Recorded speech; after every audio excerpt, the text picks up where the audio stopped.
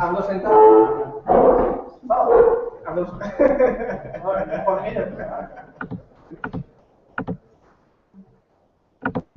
ando sentado así con una copa. Empiezo a hacer la vuelta.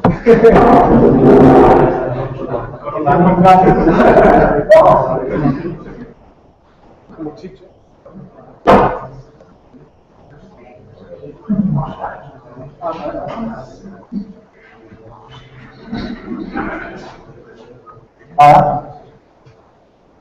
Okay, good evening everyone. Let me introduce you to our project, Fermi, the Open Data Repository. I'm Daniel, civil engineer. He's Fernando, graduated in business and law. Consultants and engineers have a point in common. We spend too much time looking for information. This is because there are thousands of different web pages providing open data sets, and they don't work at all. Why is that? Because over 60% of them don't allow us to search. Over 85% of them don't allow us to interact with in the page. We cannot provide feedback, we cannot ask for advices, and almost none of these web pages offer us fully updated data. So what do we propose to change this? One single platform to collect all these open data sets, with tools to enable users collaborate, just like in Wikipedia, Linux, GitHub. So community can help us to keep data always accurate and updated in real time.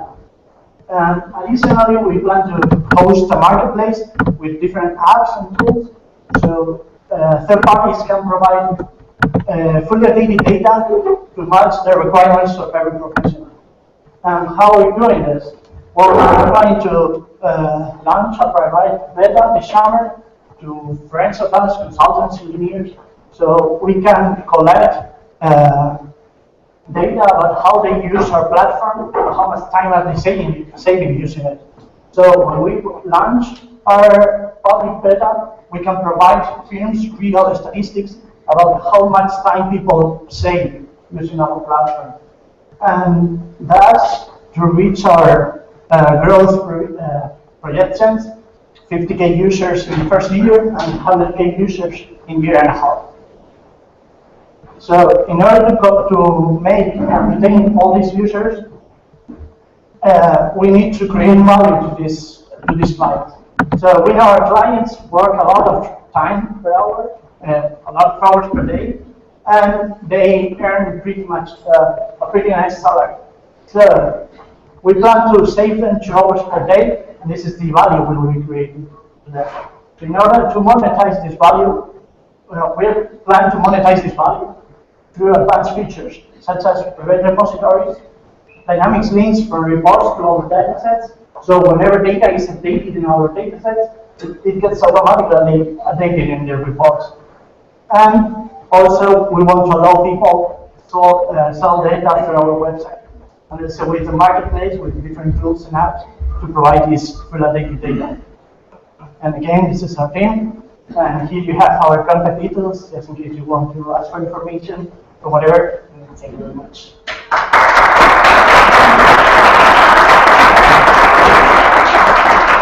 And homework, well, we'll be remaking the pitch because Hospital just told us to include how we do it. And I wanted to ask you, because I'm not really sure about this. This slide, because I'm not really sure if that's what people demand, so that's the question. Well, we've been doing also the financial metrics. So here you can see in 2 years, second quarter, we start making money just to start paying developers and stuff. And this is a projection of the users.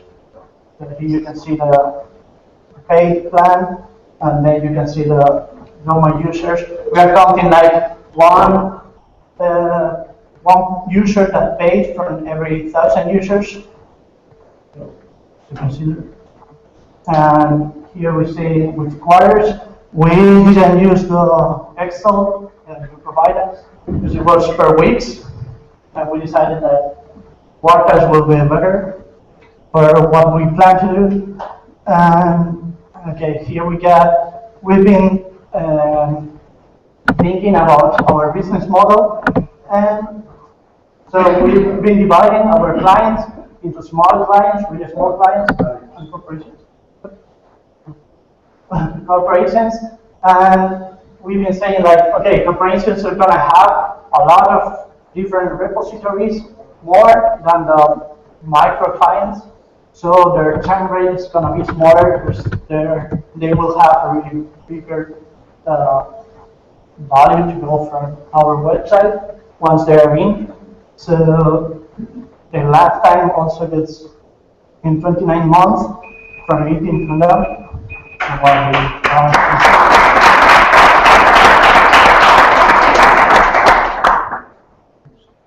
Questions, feedback? There's a team, somebody? Okay? I just want to say that it seems that you are on track. Since the very beginning and today, we have been working, we are doing everything, and that's the picture. That presents something. Okay, thank you very much.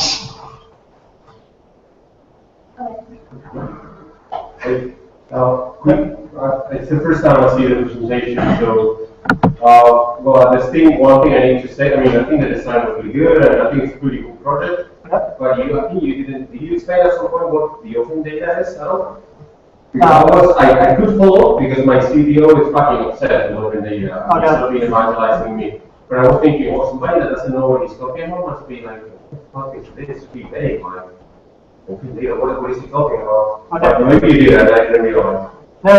I mean, I just thought, I was explaining it to my mother, so she has no idea at all. And with these first questions, she kind of had one like, okay, people are trying to look for information and they want to participate. So she had some kind of knowledge about what I was talking about.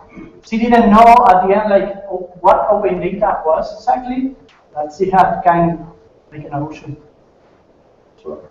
Well, I think you could make a more compelling case about why it's cool. I mean, like, there's all this cool data, open data hackathons happening for a reason. There's a lot of data available, which actually could have a meaningful impact in what people are doing, and it's not being used because it's not properly organized. But when you put it that way, the design is super neat. It's like, it's very abstract. It's like, honestly, I don't know. Like, maybe it was just me, I don't know. I'm sure. Maybe where your students say don't use words like open data, if one Cartagena were here, he say like, yeah, we use open data or API or whatever. So it depends on the flexible. But it's clear that if you use one of these cool, trendy buzzwords like open data, at least explain what it is. Okay. Maybe you can give examples, just a couple of examples of a data, like the data open data or whatever. Okay. I don't know, but I like it very much. I would like to, what have I to do to apply for the right data? Yeah. Another buzzword that is using, I think it's really good, is open source intelligence. I don't know if it can help or add noise, but I just throw it out. Thank you. There's a slide. It is this one. This slide, I think it makes no sense. But I guess if you apply a wrench to a chart, you get something here. I mean, obviously we're nitpicking now because it's almost the end of the program. Your pitch has improved a lot, so now we are getting on to the But yeah, this slide says nothing. Okay. So if you, I don't even know what kind of marketplace you're talking about. So try to make it more clear what is it you think you're going to be selling. And about the example they were saying, maybe you could, there probably is like some example like the city of whatever opened their data and people were able to reduce pollution in that city because they analyzed it, something like that, and people will say, oh, that's something. So maybe something like that would help you get the message across.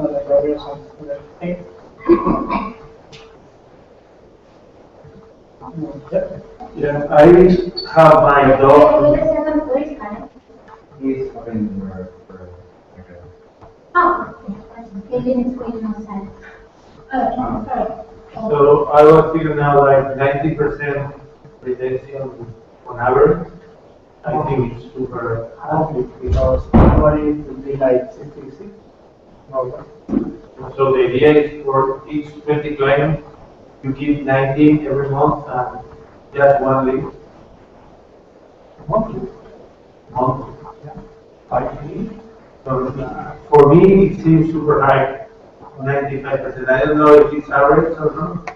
Just maybe it's just something that just jump up. Like, okay, we're going to keep most of our clients, so we're going to grow.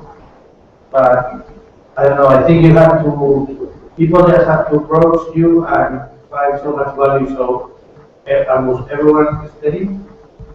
So let's check that. In the slide where you speak to data, in the presentation, the bottom you say something about GitHub. Yeah, that one. Here, already. No, Ah. small.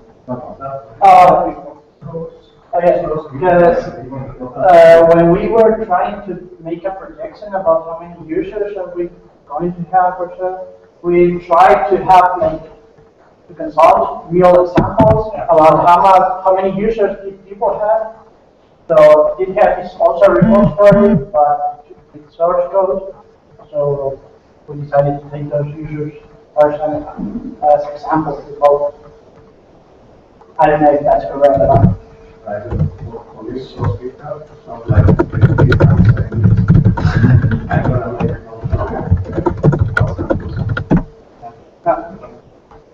Okay. Okay, nobody else? Pretty good.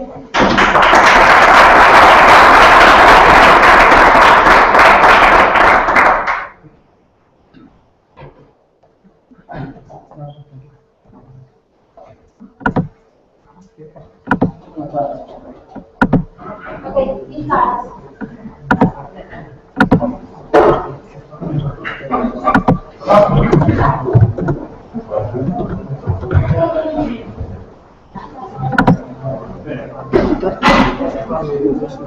Entonces no la no dejamos el nombre. Simpático.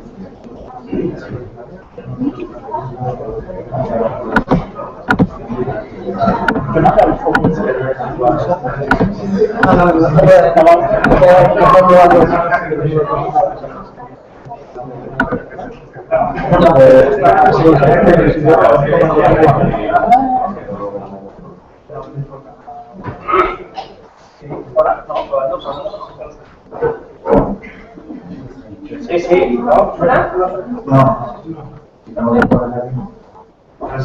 Sí. Para que vamos para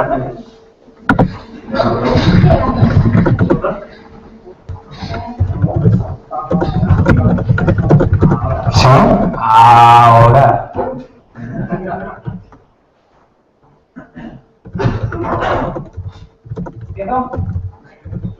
So we present bit owners, the easy way to exchange virtual goods. Adonis and Jordan are two Amazon developers. They want to create Bitcards, an online trading card platform. And they want to assure the ownership of the cards. And they want also to assure the exchange of the virtual cards. And they want to be able of doing it in and out of the Bitcards app. But who can assure the ownership and exchange of virtual goods? Bit owners. Yeah. Not okay. Ready? Bad? But how? Using the Bitcoin protocol. A secure and decentralized protocol. But is there a market for that? Yeah, it's a new market growing fast. Cool. But what about the competitors? They are few, small, and very new competitors. Yeah? So, who are the customers? Anyone interested in the management of virtual goods. Sounds good. But where is the money? Payment for subscriptions for or API, and fees from virtual goods exchange. Nice. But what is the plan? First, we want to develop the Bitcars app. Second, we want to test the app with Frit. Next, we want to validate the API, the Bit Owners API. And fourth, we want to test the API in hackathons. In conclusion, we developed two products, T2B products, Bit Owners, the Bit Owners API, and a D2C product, the Bitcars app. But who developed this? Jorge, Code Ninja, me, and Code Jedi. So, the API and the Bitcars are going soon.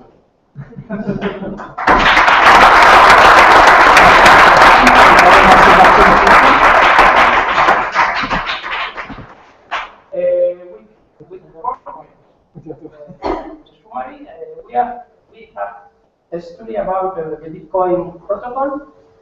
We have thought about the business model with all the feedback that we give to us. With our mentor. We thought about our roadmap. We improved the slides. We improved the business map and the canvas. And the Excel, we don't do the Excel.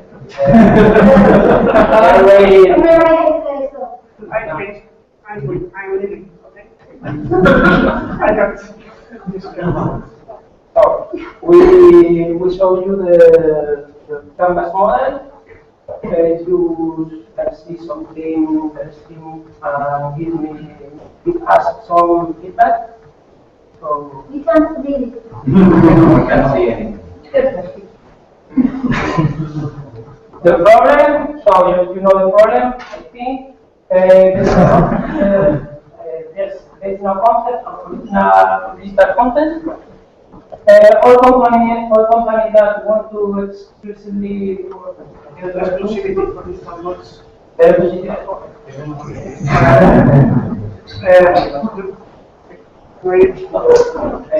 you explain why did you do it and what's the decision and what did you do it?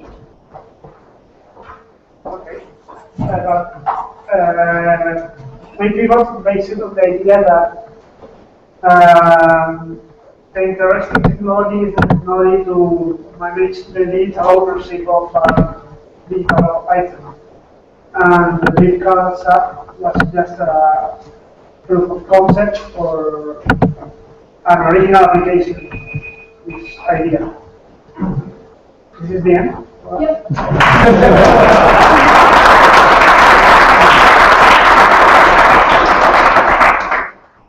Okay. Things first. Who wants to give things Inclusive speech, inclusive slides.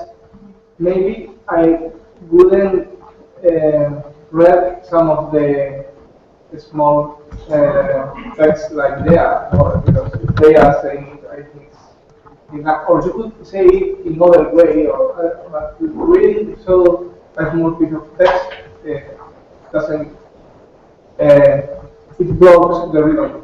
And there's a typo in management in one of the slides. Okay, that's all. I like it. Okay, more. Okay. Oh, yeah. Your business model, you said the API is business to business, and the sensor is business to consumer. Is selling consumer to consumer? Or maybe getting it wrong? Okay. Tell me, consumer to consumer. Consumer to consumer. That you bring about the exchange. Exchange, it can be because Okay, you provide the platform, but the exchange. They are business. So it's business. Okay.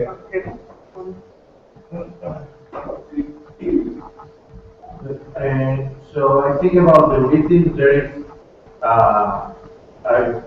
by the end you said we have two products like the API, and I was a bit confused following like this is Bitcard, this is BitOwner, so I don't know if it should be better just to try to, I don't know, as you are sometimes like having both names, like, yeah, this is Bitcard. I think it's helpful, like, sometimes if you are into Bitcard, BitOwner, what's the main difference? You made it clear by the end that there are like two different kind of. There is one of the, on the first slide, there is one of the problems, like, there is no concept of original for digital content, and I don't know how are you trying to manage that, because rather than a problem, I think that is an opportunity or something like, there's not a problem, it's the way it works, because all the anti-copies can just eventually fall. I don't know if your plan is to certify some virtual goods, or that should be done by an external party. But the thing I don't have here is how do I distinguish one MP3 file from another that is truly original MP3 file? I think it's not really possible unless you also sign the content in some way. And I don't know if you have just taken a look to certify process or digital signatures. You will leverage to the providers, or The idea is that if, for example, I have an MP3 file song that I bought, yeah, iTunes, for example, and Okay, you shouldn't understand your client's thing. okay, I try to Okay, read the slides in this time. okay, Okay, more feedback. Okay, and then can yeah. Okay, so again, as before, I'm not really sure what you guys are doing. Is certifying, like, I mean, I'm the owner of this virtual good and I'm going to sell it to you and the ownership is going to be transferred or something like that? Because I wasn't clear at some point whether you guys are going to have like a marketplace for virtual goods or just going to be like service providers to marketplaces. I guess it's the second, which is a really cool and exciting thing to do. But then I don't feel like you spoke enough about how that market is booming, that's how the economy is really booming, and that you just do that. Like you went sort of I felt like you went on tangents and it wasn't really clear to me. And like the valuation feels so obvious to me. Like instead of building anything, I would start going to the owners of these marketplaces and start selling them on the service. And that's actually, if demo day comes and you can tell them, oh, we spoke on 20 interviews with owners of marketplaces, and that's very unlikely, assuming you get it. And whatever percentage we're interested in, we'll be willing to pay us. That's even better than building anything, way better. One last thing about the presentation itself. It was fine at the beginning for the boost of all this is really good. But I think you overdid it, my feeling. Like at the end, it felt distracting to me. Like 1 plus would have been amazing. But like all the time, it was sort of predictable and kind of like, it was feeling your pitching time. I was scroll up to mine. Carmen asked me to come here to do meetings, so I'm going to do meetings. I swear I'm not normally a meeting person, but you have to end up liking her at the end of this meeting. So, well, I agree. Your slides at first were funny, they were distracting. Your slides are visual. If they're taking away from what you're saying, then you're not using them as a tool. So keep that in mind. They're supposed to help you, not take attention away from what you're saying. So we don't put lots of text on them. It felt like a collection of people who just looked really confused and occasionally happy. Also, again, if you're gonna put a question on a slide, don't say it out loud. We're gonna read faster than we're gonna listen to you. So anything that's written on a slide, you don't need to verbally state. Second point, would your mom understand your presentation? Because if your mom can't understand it, then no one can understand it. There's lots of accelerators in the US that make their teams pitch to grandmothers, because if you can explain big financial services to a 60-year-old woman, that means you really understand what it is you're doing. What I understood, to give you guys some feedback as to how you're explaining it, what I understood was it's like a credit card, but instead of a real bank with real money to buy real crap, it's for fake money to buy fake things, or maybe real money to buy fake things. But even, I mean, like, I'm just saying, just so you guys know what you communicated, that's kind of what I got. So do that a few times, ask people to then explain your product. That's what we need to practice for everybody to do. Pitch your idea to someone, and after a minute, ask them, what do I do? And if they can tell you verbatim what it is that you do in their own words, not repeating what you just said, then you explain it well. That's a really good test. Everyone should do that when they get homework. Everyone do that 5 times this week with 5 different people of different age ranges and different levels of technical understanding. Then those are like honestly my 2 biggest ones. Everything else, oh, market. Market was the other thing. If you're talking about like cryptocurrencies and big currencies and I don't know what, you guys have so much luck with market because like you have exponential growth figures that are out of control. Like if it's at all related to Bitcoin. Went from literally being worth 85 cents to at one point, what was the highest? Like $800. That's unimaginable exponential growth. You guys get to put like huge big numbers about like crazy growth and explain how like this is taking off and it grows, not just one graph that looks like this, but like just do a slide that's black with a white number on it that's like 5 billion gazillion something, and I'm going to be really excited about what you're doing. And you guys are one of the very few markets that have the capacity to do that. Like everybody else's marketing figures is really boring right now. So take advantage of that. Like really sell me on how big this is and how much it's growing and how you're not here right now. Everyone else is going to be rich except you. But like seriously, that's the impression you have to leave. Like all the way all investors work. I hate to tell you guys, we just did we're like trying to get investment for a company right now. We're 18 million. We sent to every VC in Europe a teaser, like a 1-pager, an executive summary. No one gave a shit. We went to the US, got 3 people in the US interested, went back around and said, hey, we just wanted to follow up. 3 really big names are interested in this, and oh, by the way, have you guys seen the news? There's been 8 investments in this in the past month. Literally have a response rate of like 80%.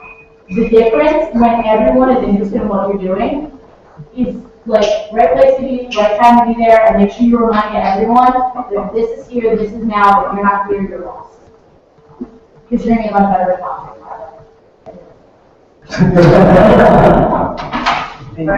I just want to finish with, I just saw the end of your presentation, but I think I got the beginning of it.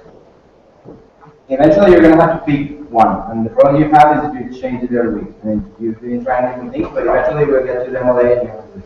But what I was going for, practice, and then practice a lot more. Because you're getting stuck in every slide. You get like, you turn around with it, and then you float. So practice, and then practice some more until it comes very naturally, you know it by heart, you don't have to see slides. It seems boring, but that's what all the good presenters do.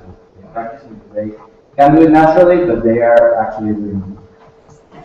Next Monday, we are having a workshop talking in public. I expect you to be there. Next Monday. Yeah. Yes, I expect to. I'll be the speaker. What time? 7. Here? No, in the other room. Ah, okay. In the one that I don't have. Next Monday, okay. I'm putting this in my agenda. Okay. Today we have more time because Kenya she should be here to set the what's going to today. And there are like 7 kids today, so you have more time. Somebody else has feedback, we have time. So before the presentation, I suggest to be a bit more specific. So don't say virtual goods. Let's put an example of that because I can think of any virtual good that I use in my daily life now. So I think it's good that you are talking about my product. So don't just speak like concepts because it's like too abstract for me. There's the presentation, like it's individual goods. Who think of who you are improving your life. So this is going to be good for this guy. So instead of just speaking of a problem like something so conceptual, that we can to people to understand and see how this is going to change their lives. Building on that, you guys don't even really need a problem. I mean, you can have a problem, you don't have a problem, but you can have a problem. What I would do is I would make your problem a little bit different. I would say in the past year, the amount of online currency and virtual goods purchases has increased by 800 million%. The total value of this is this. And that applies to credit card market, right? Credit cards take like 1% of all transactions somehow or another, whether it's on the store end or on the user end. The on average amount of that credit card companies have of transactions here is 1%. If 1% of all the transactions that there's been in the last year, your market size is this, and I guarantee it's going to be good. And it's growing. That's the way I would introduce your product. Or an idea. Start talking about developers, and I didn't think that you developed the use case in Australia because there was expecting like something, for example, these two developers want to develop a platform, but they want to focus on the development. They don't want to start buying servers or implementing a secure transaction system or whatever. So we are solving this. And I don't care about the technology I'm using it. I have this problem. I don't want to start using 2 or 3 months of my time developing something that you can provide in a cheap way. So it's just the most important value of your system. And I really like it. I think you can explain it that way. And also when we talk about the API, there are certain constraints of paying services. Paying one paying service. They're going to provide the platform.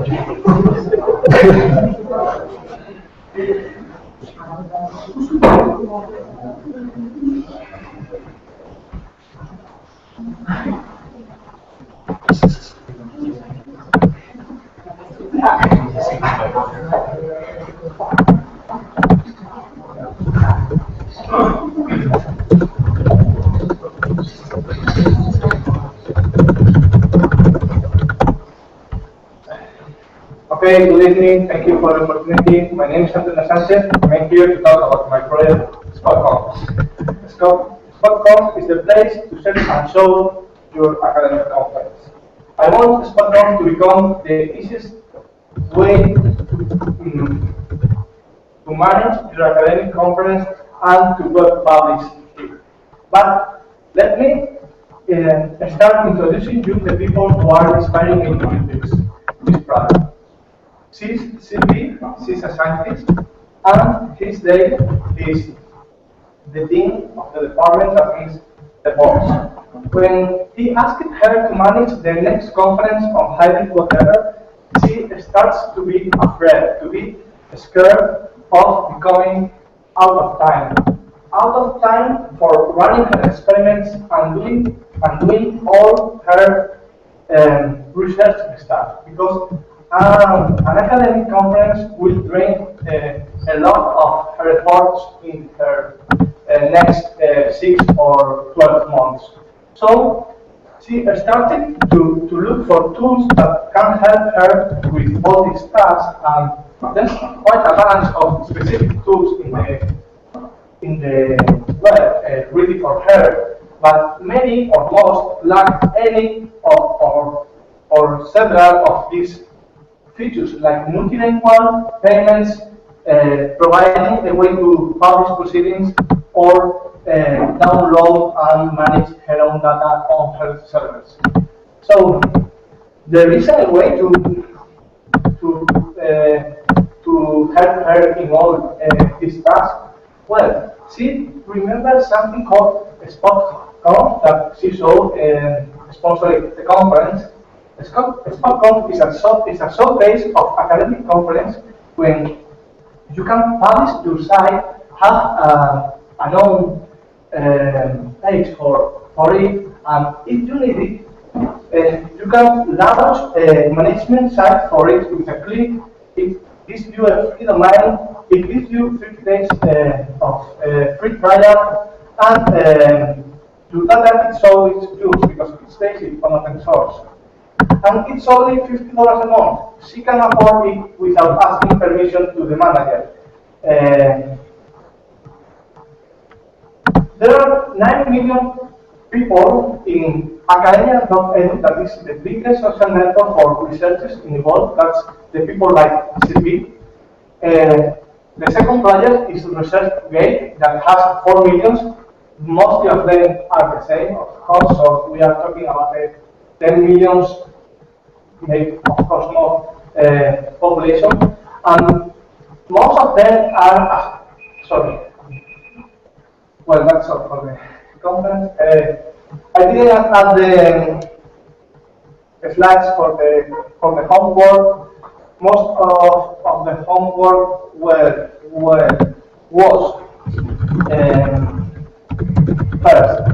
I had to provide a framework or I want to provide a framework for the hosting service, and the framework is the showcase. This will be launched later after the beta.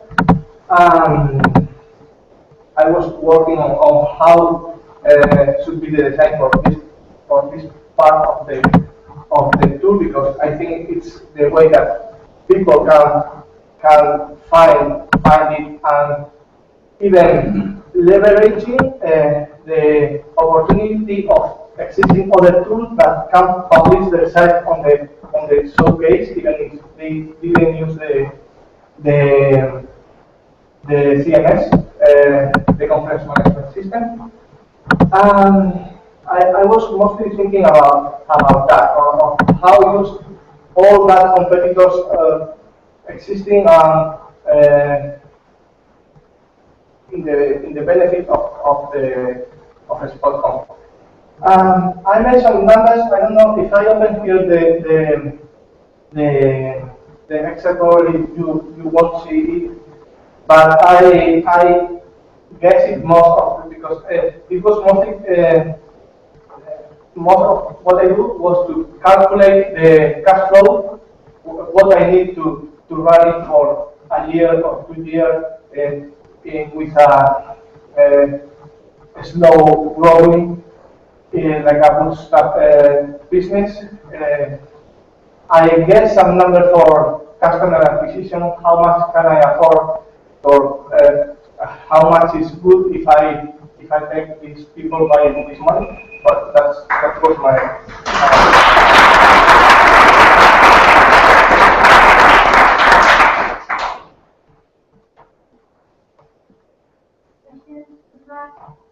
Is the team nobody? The team? No? Okay. How do you empower?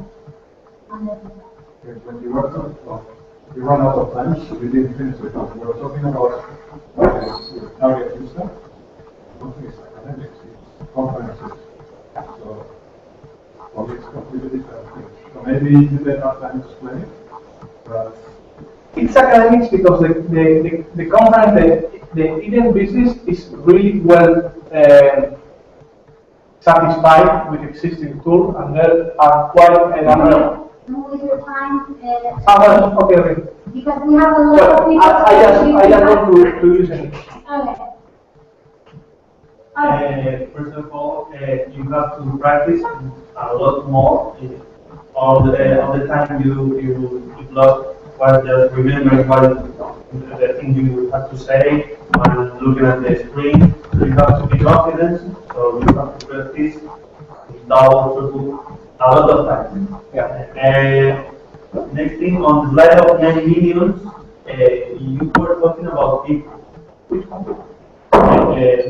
Like 3 more. Which one? The next one, 9 million people. Okay. And I don't see people on that book. Yeah. So you have to, and also you try not to put that slide before you say the words. Because we're gonna read 10 million and try to connect with what you're saying. So practice that.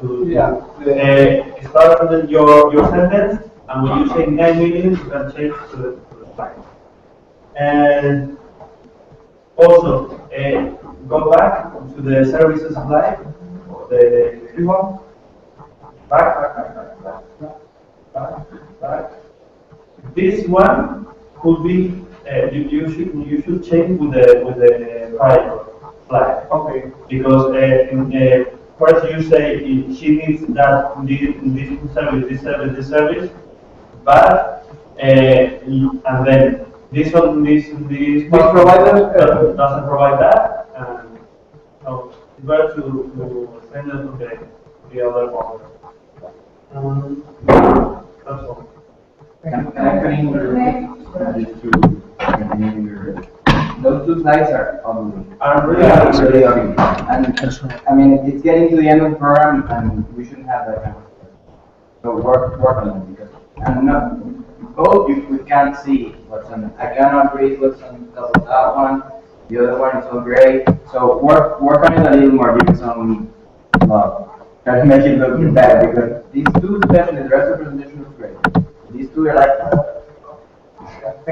Can you tell me the last 5 pieces of feedback you just got? Can you tell me the last 5 things that people The said? last one, Actually, no, better. Can you tell me every single piece of feedback that you've gotten? Sorry? Every single person. My notebook is far. I don't want to mention that. Every person should have a pen and a piece of paper, because if one person here has to repeat feedback, then that shows a lack of respect for the time that other people are investing in helping you make your project better. And even if you're not going to listen to them, it's very, very educational to stand there and pretend like you're writing and shake your head and go, professional advice in any situation, even if you're never going to listen, you're like, shit, you know what he's talking about, there's no way in hell, write it down. Because it's so much easier to either later stand your ground and say, oh no, you said this, and this, and really it's this, and this. So 1, you always have a defense for why you didn't listen to someone, and 2, it just shows respect. It shows respect for the time and the words that other people are saying. And 3, lists are awesome and close.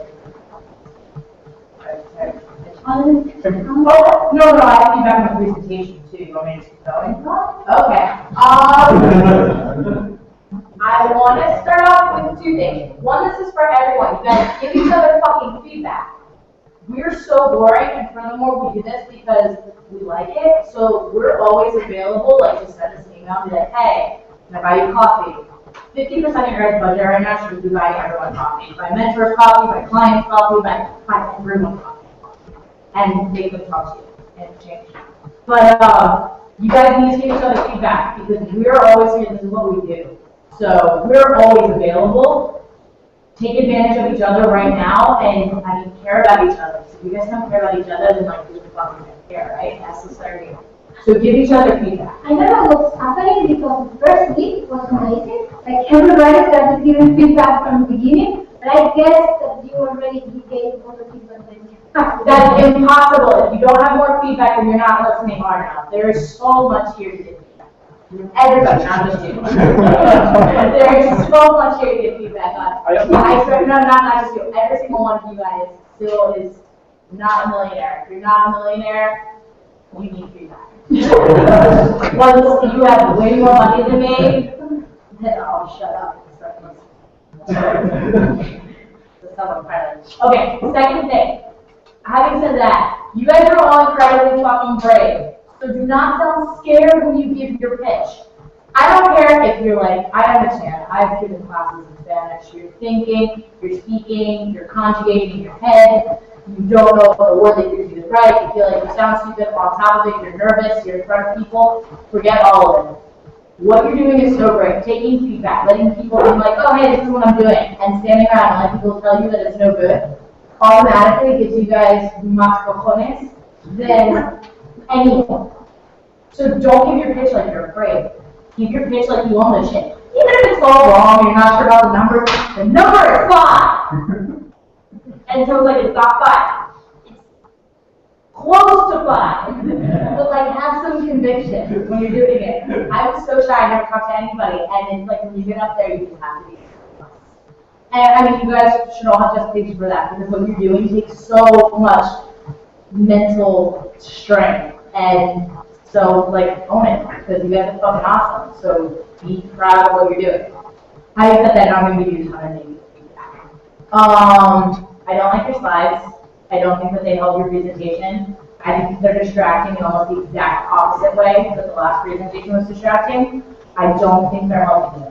You guys, your slides are to help you. If they're not helping you, then don't use slides.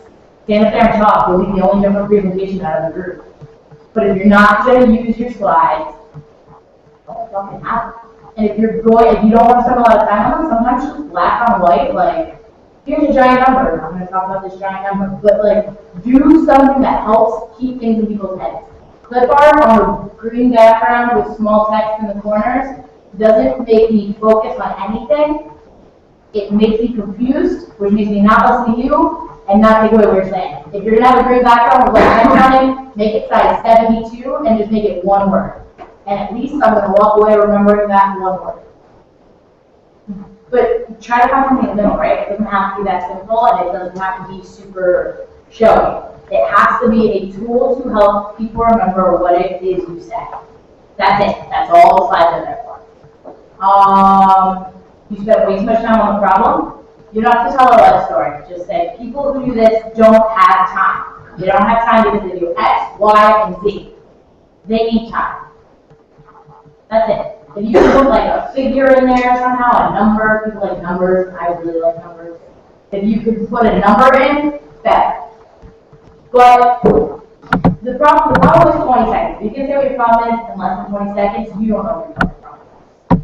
So, learn it, take it, write it down, and then cross out every third word and see if you can still explain it in way less time. Alright? The problem has to be less than 20 seconds, 15 or 10. Also, I got to give you a solution. Is it conferences? Is it not conferences? And your numbers, you did a good job of being like, this page has 10 million, this page has 9 million. That's really good. All of you guys should know how big your competitors are. That's really important. You did a great job with that. Having said that, your competitors aren't big. So, what you want to do is say, with 10 million people, so you can try to find out how much money they make, or how much content they have. Give me like something else that shows that even though it's for a social network, it's like this. If you have any kind of network, any kind of thing where you have users, you need to be, I'd say, at least above 2 million before you're going to see a cent. And you need to be like way above that. And that's 2 million if you have like high engagement and stuff like that. Like, the numbers to make money off of social networks have to be out of this world. So what you need to do is not just say 9 million. 9 million to me is like, okay, that's 1% of Facebook. So what I want to know is, if 9 million with 9 million, they're making 50 million a year, or they have this much traffic on there, or we're going to find a way to monetize of this. Because 9 million just by itself doesn't sell me on market. Market is not only size, it's size times money. That goes for everybody. If you're just telling me how big something is, sometimes that's good, but it's size times money and growth. if you can. But just one of those three components doesn't convince. You want to stop. Try it all. And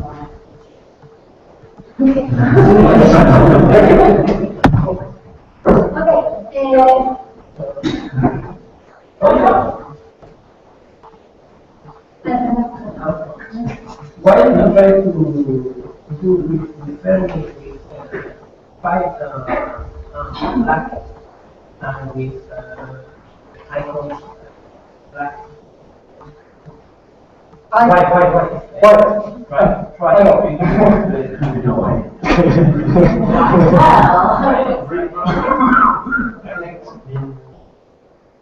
So for these both slides, I'd say one of the confusing things is that there is no info about what the content is about.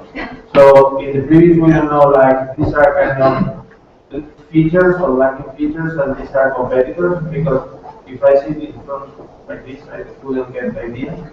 And I have an account in academia, I don't write papers, I'm not part of your target. So if you show me that number, I'd say, okay, there's some users of social network that shares publications, but I think it's like not the right number because you should be focusing on the amount of conference run by IDEA, because you're not selling to the end users of the conference, but to the conference organizer. So I think it could be better, like in Spain, there are that many conferences and the average budget for each one is like this. There's like 10% devoted to infrastructure, so you can get more or less the idea of the, because otherwise I think that these big numbers show like, okay, there are some people working in academia. And for people outside academia, I think academia.edu logo is not recognizable at all.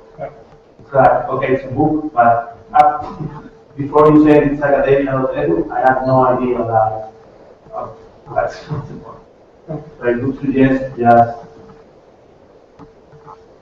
just some quick things. To give you some love, for me, this is the storyline work. I understand what you do. So that for work. So there's just trim that part, like you can actually nail it much better. Yeah. The second thing, what I'm missing is validation. How come you're not already building a site for a conference here in one university in Madrid? Because that would be awesome to show. I'd be really interested in that. Yeah, I just want to say one quick thing. My issue was with the market size. I think it's just building a little bit off what you said. There are 9 million users in academia, like 5% of the papers. And I know, I mean, more of them are papers, obviously, but how many of them present? I don't know. I mean, I really don't know. So my off the top of my head estimate was like 1%. Like maybe 900,000 don't actually give conferences. Like how often do they give conferences? I mean, I thought $50 was way too cheap. You put out 1 conference a year, 2 conferences a year? I mean, I don't know. I don't really know those figures. So when I multiply like $50 per month and maybe use it 2 months a year by 900,000, I get like a potential market, which for me seems tiny. Maybe it's not. Or maybe just the product has to be a lot more expensive because it has a lot more value for the target audience. Actually, if you're going to be streaming the talk and allowing download, that has a cost. Even then, 50 sounded very cheap. Yeah, slide. Quick. Can I ask a question? Yeah. From the beginning, even right now, I'm not really very interested in pitching for investors. So I have my own problem targeting the market or because I'm mixing, no? A pitch for customers and a pitch for investors or bank or this kind of things. Should I address the investor for the course? Can I address only for customer? Can someone please? Tell me if this is not how you want them to do it. For example, first of all, congratulations. I think, at least I've never seen a single project who owned up to that. I've seen so many projects that are hobbies, or because they want to, or because they like it, fit their presentation into a mold for investors when it isn't an investable project. If I were you, and this was my project, I would start my pitch being like, investors, Because it's,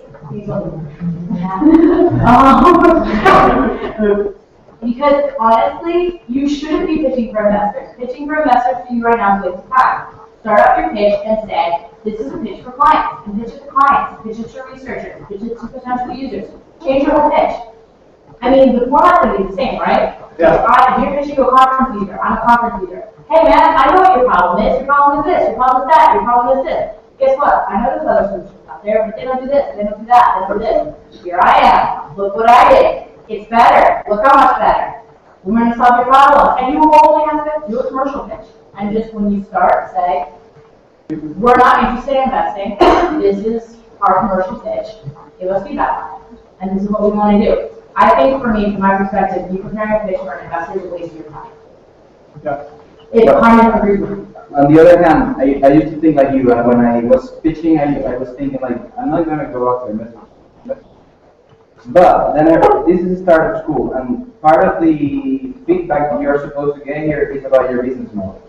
And if you are making a commercial pitch, you're not going to be talking about the market or how much of business it is for your building. So if you don't put that in your presentation, you will not get feedback on that, and you will not get the full value of the program. So even if you're not thinking, I mean, make it like a imaginary investor, because part of the point of this program is to validate if you actually have a good business or not. And if you don't give us info on that, we won't give you feedback on that. So it's a balance. But yeah. That's actually a really good point. What I would almost say is you can do like a whole pitch, and maybe you guys are doing it in a running program, but if you do like commercial pitch, honestly, you're not gonna have 5 minutes or 3.5 minutes to probably sell your idea anyway.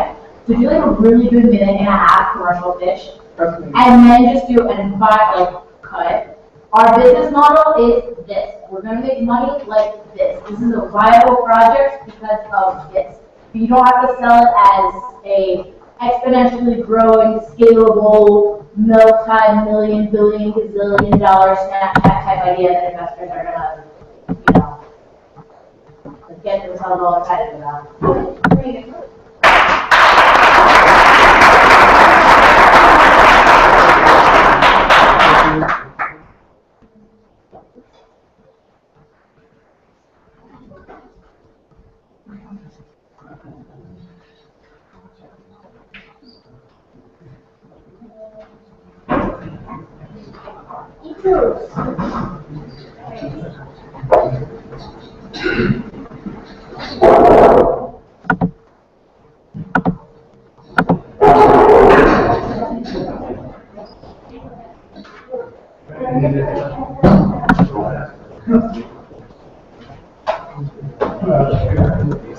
I think we have all editions to present today.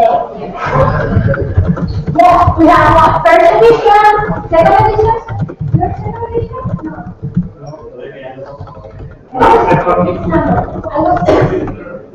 Okay, nobody 6th edition? We have 3rd edition here. Third, yeah, third, and 4th edition somebody? No? I'm 6th edition.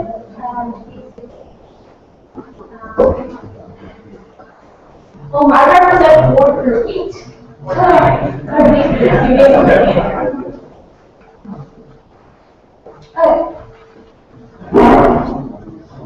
Hello, let me introduce you Itush, the way you should always travel. This is Mike. Mike has arrived to the city and he don't know anything about Madrid. But fortunately, he knows Mike. Mike is living in Madrid for the last 20 years and he knows everything about Madrid. Where to eat, where to drink, what monument to visit, he knows everything. So they go together through Madrid and have an amazing experience.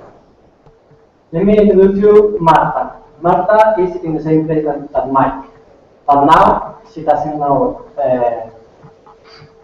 Alex. What can she do? She can search the web and plan everything. She has to do a lot of work searching the web and make everything by herself. Or she can find in a sea of smartphones application very boring and plain tools. So what Tetuan propose is a marketplace for guides and also audio guides. So for Alex, it's a web tool where he can create a rule, and every point he can insert an audio. Audio is an important feature because he is going to explain in his own words how the city works and everything.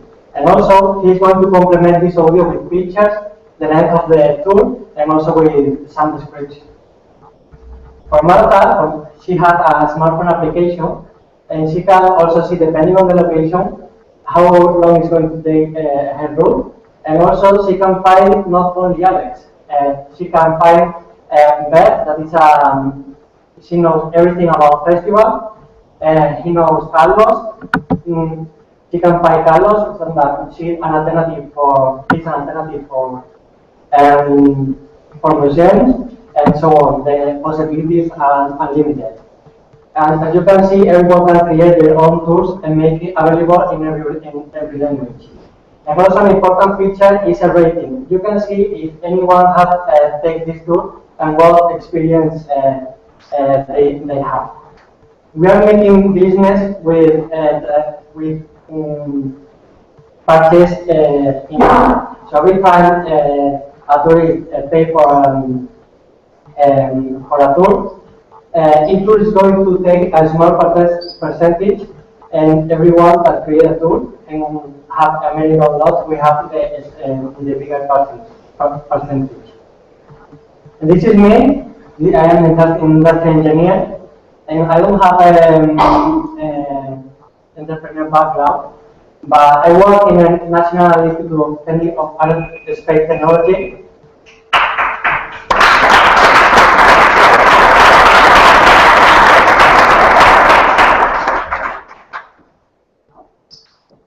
Oh, but I didn't do the accent.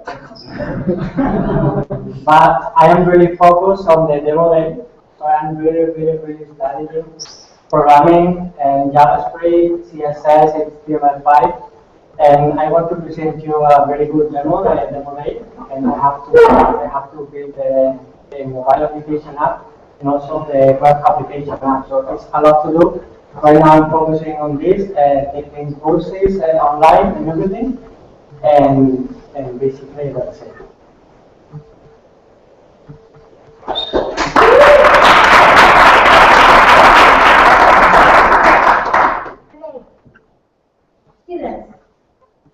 Students, congratulations for your metaphor. I have really enjoyed it. Well, I have to like it. Perhaps the story was too long, but today you have explained much better the marketplace because all the other things we didn't know what was it about. And today I have enjoyed it.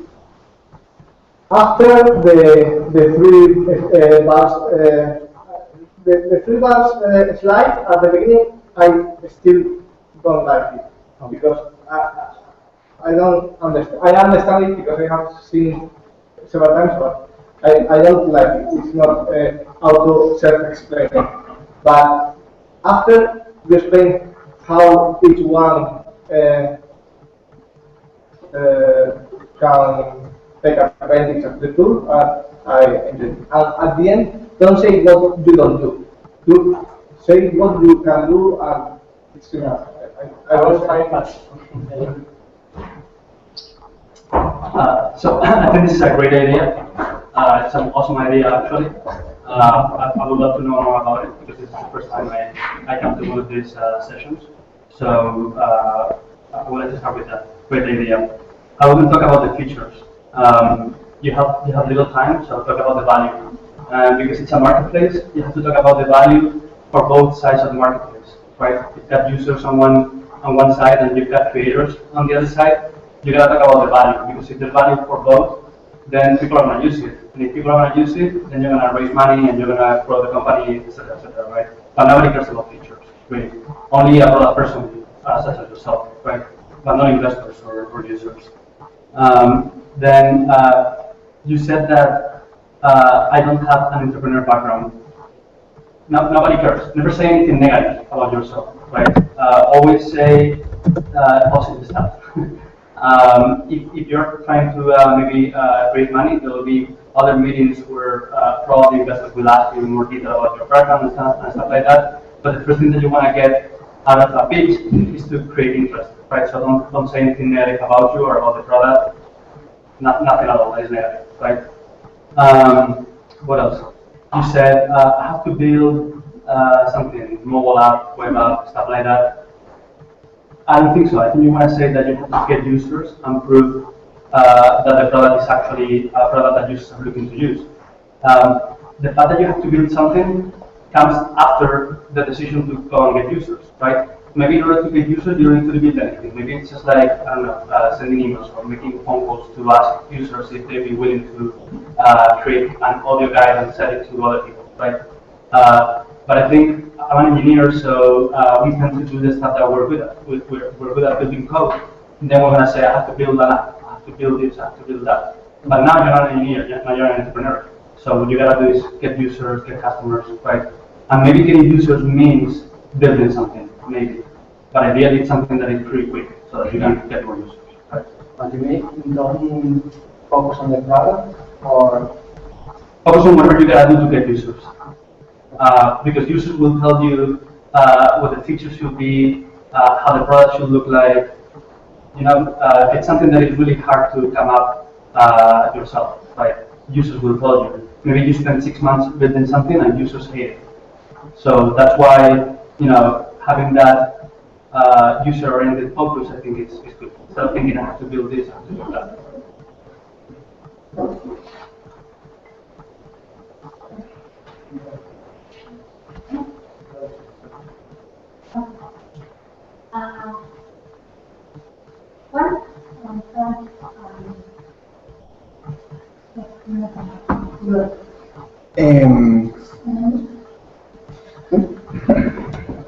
Now, go to the third slide.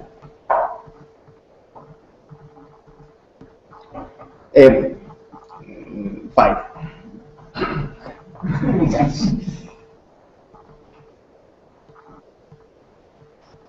What? Learning soon? Seriously?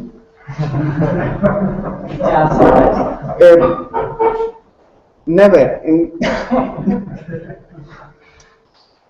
You don't use Lorem Ipsum, Comic Sans, Pixels. No, no. Lorem Ipsum is no, nunca. Never. I think your product is pretty interesting. It's pretty unique in that it has a very global appeal. Everybody's been sure sometimes at least. And there are some really strong players like TripAdvisor and other people that are not just not focusing this money. You know, I've recently been looking for something like that. And I think that there are a lot of people who will see the product and immediately see the value. Again, what this brings up to me is like, well, why hasn't somebody built this before? Right. So why don't you investigate a little bit? Because that's a very interesting question. I mean, it has a huge appeal. There are really big players in the market doing similar stuff. Why has nobody looked into this area?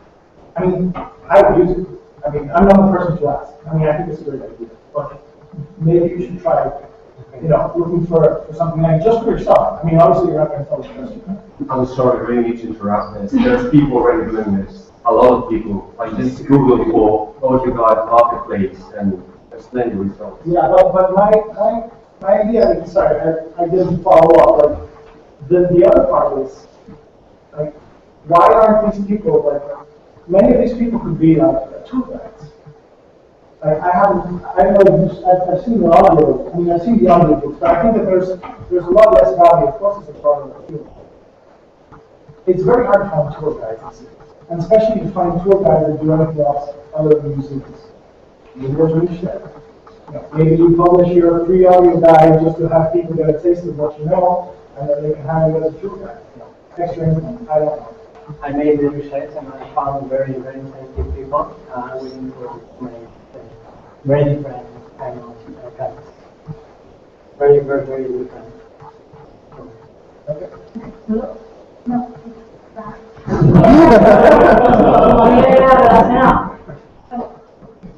I think that the one thing I'm missing to believe in your project is the supply side. You have the biggest problem you're gonna have to solve is getting enough people to make all the guides for you.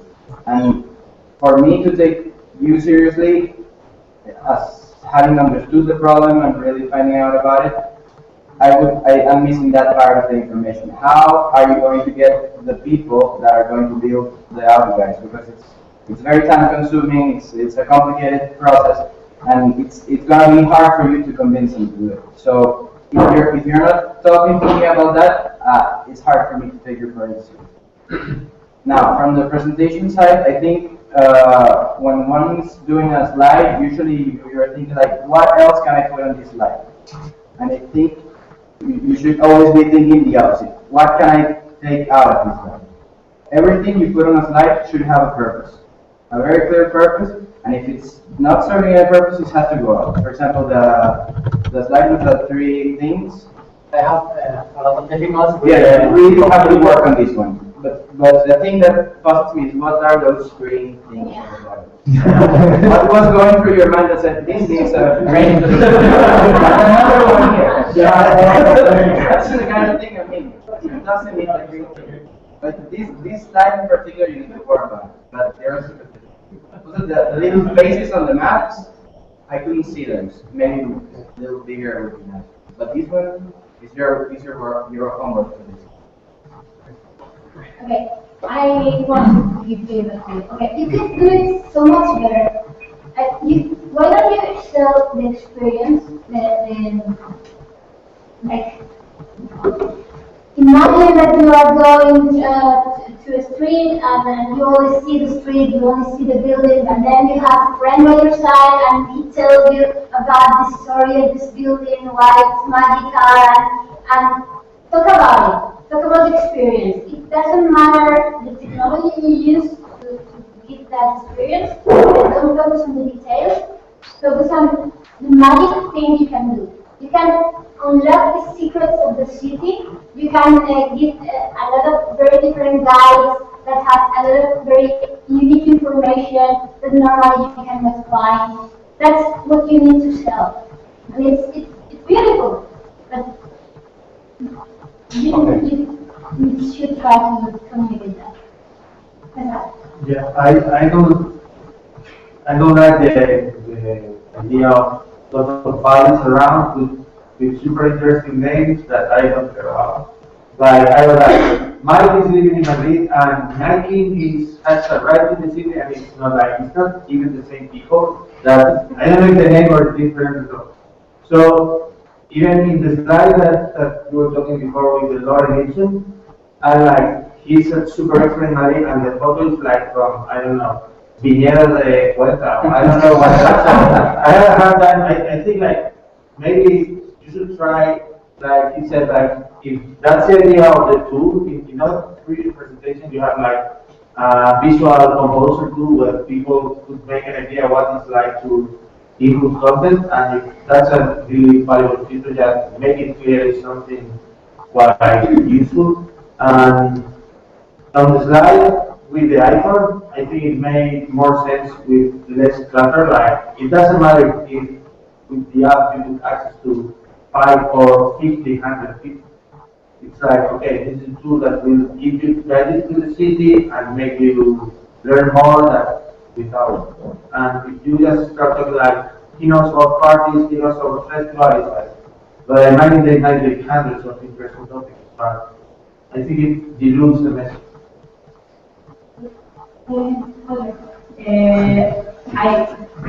I'm circling back a little bit to what they said. One, amen on that. There's a few startup tricks that everyone's sick of hearing. Maggie and Jane and Seth's problems is one of them.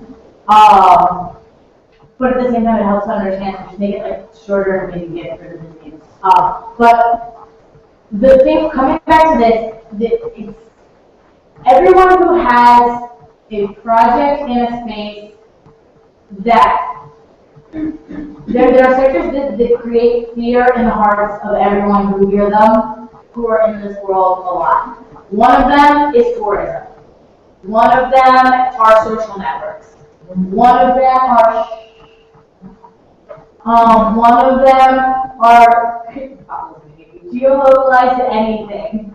There are certain things that, and you guys might not know that you're in one of these sectors right now, but hey, you have us to tell you for this very second. You're in one of those sectors. Here's what happens when you're in a sector that people are afraid of. They don't want to touch it. So what you have to do is you have to talk to the very about the elephant in the room. The elephant in the room is that your project is in a sector that no one wants to invest in because tourism is done. TripAdvisor exists. This exists. House surfing, if I had the same problem that Mary had, I would go on Couchsurfer and I would find someone who wants to do that and I'll tell you so what you need to do is you need to like come in and just nip it in the butt and be like, hey, these guys do this, but they don't do what we're doing. These guys do this, but they don't. I felt like the most value I got out of your pitch was when you stopped telling your story and you started telling me about all of the added value benefits that you get out of it. That's the only place where you can be unique. Having said that, and this is hopefully going to help you out a little bit, online travel is one of the most active buyers and seller markets online still. Despite the fact that like everyone thinks it's dead, if you look at like an M&A report, you're going to see a ton of growth. So like you guys, whenever you doubt about like your market, especially if you're in a scary market, find an angle. You know what I mean? Like find a way to say, I know you're tired of hearing this, but you want to listen to what I have to say. So for you, that might be a good way to save you because it's, yeah, everything exists, but investing in this is one of the markets that still is open to the most amount of disruption. There's been this many buys of these kind of businesses in the past few months, so there's still a market here. Like you gotta hit it straight up. Like, and also add something, it's not only for tourists. Like, I would use one of your guides to discover things of my city that I didn't know. So if you keep the faces, please go with the back. Just Mike should have a sad face using the app. It's the saddest place I've ever seen. It's like about to arrive. Yeah, next slide. Do you see the picture of the next one? Next one. Next one. Next one. Go. Ask for mercy, like, oh please. Yes. I chose him because he's single of one of my friends. And last thing, if you are into tours, don't end your pitch with satellite module. Like, hey, I do satellite, I will do the tours. You know, because I suppose it's a kind of satellite module or something like that. Yes. I like he said, like, never go like, I've never tried this, but I'm going to be the pitch. That's it. I have it developed and I start in that many people. Otherwise, it's like. Very good. Yep. I like the visual. Yes. Great picture. That one? Yes. Yes. Go back one slide. More. Next. No, it's on the other side. When we can see the app, this one. I like this one in comparison with the one you had 2 weeks ago with a mock-up. You can see the app on a hand.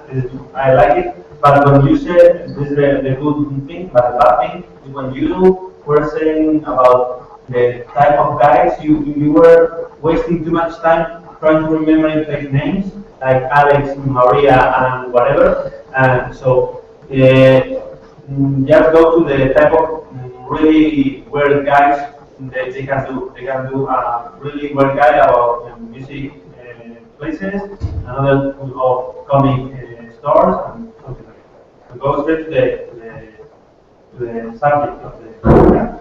And also in the three goals slide, you can show each column, but like you did with the big with this big question mark. You can show first one slide, first one column, then the other column, and finally your question mark, and then show your value.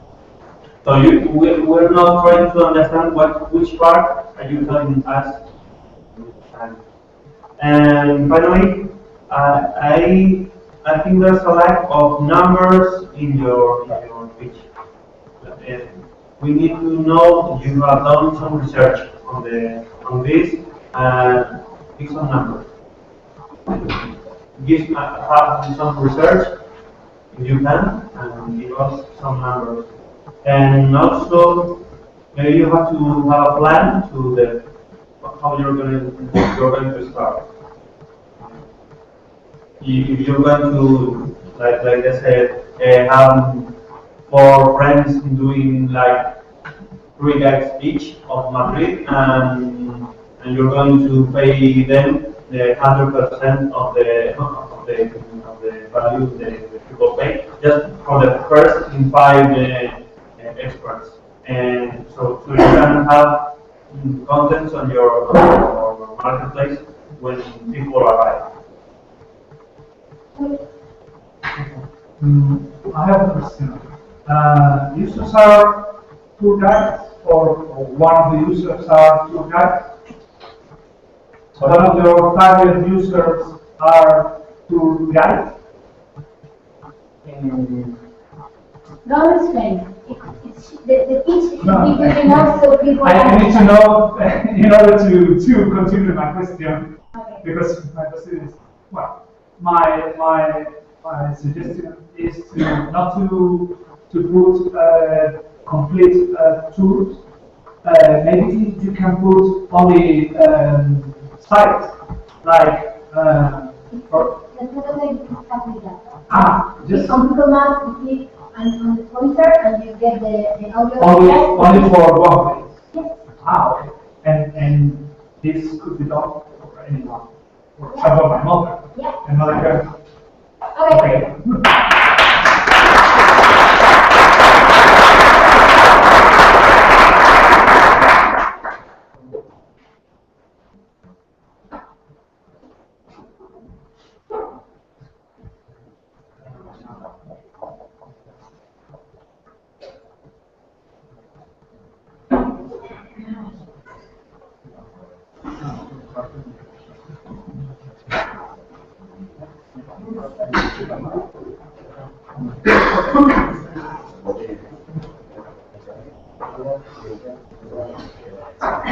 Hi everyone, good evening.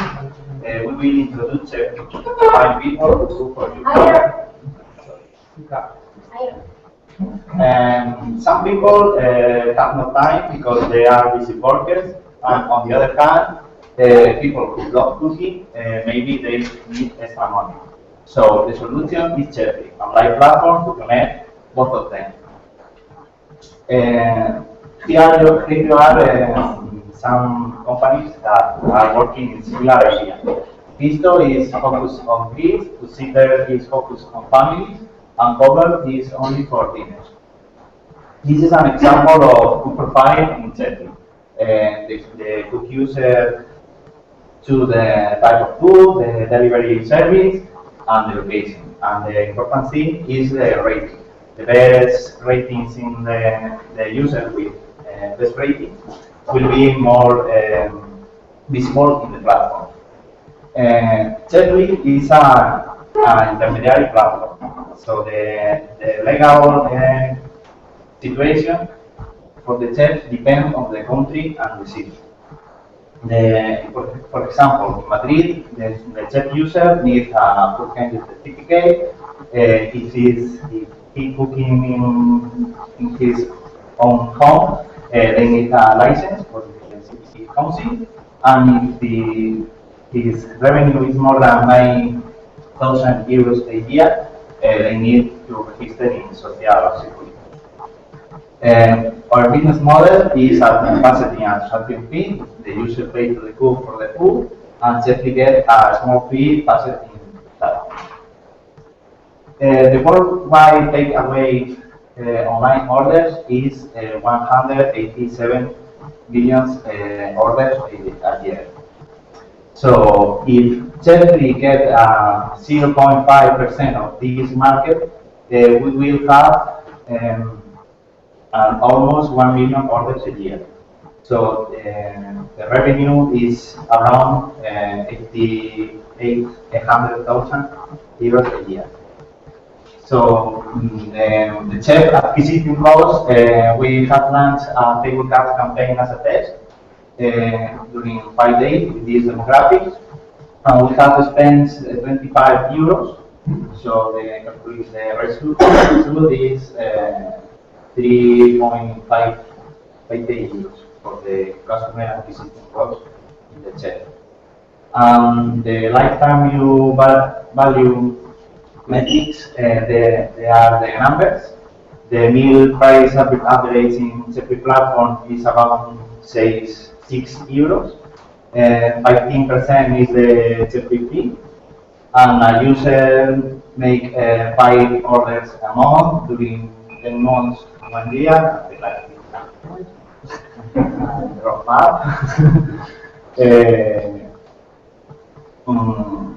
And the thing. So for the homework, we have made the numbers, the lifetime value and the customer acquisition cost for the set user. And this is a roadmap. We have contacting with some startups like Celu. It's that provides same-day delivery service. And Ephemera is a agency for events, for cooking events. And Appetito is it offers a cooking workshop. So for the next week until the MVP demo day, we keep in contact with this. What is your objective? Why are you talking to these people? Casino, for example, we are trying to validate if we can offer some kind of delivery service by default. An example, like if you want to save the €3 that these people is going to you are going to pay to them, you can pick up your own or something like that. So we are validating with them. And the others is for contact with potential cooks.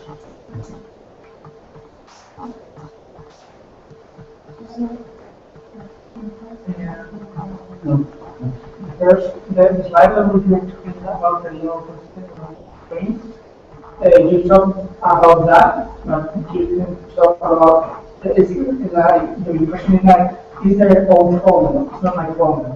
But I suggest you to tell in that slide.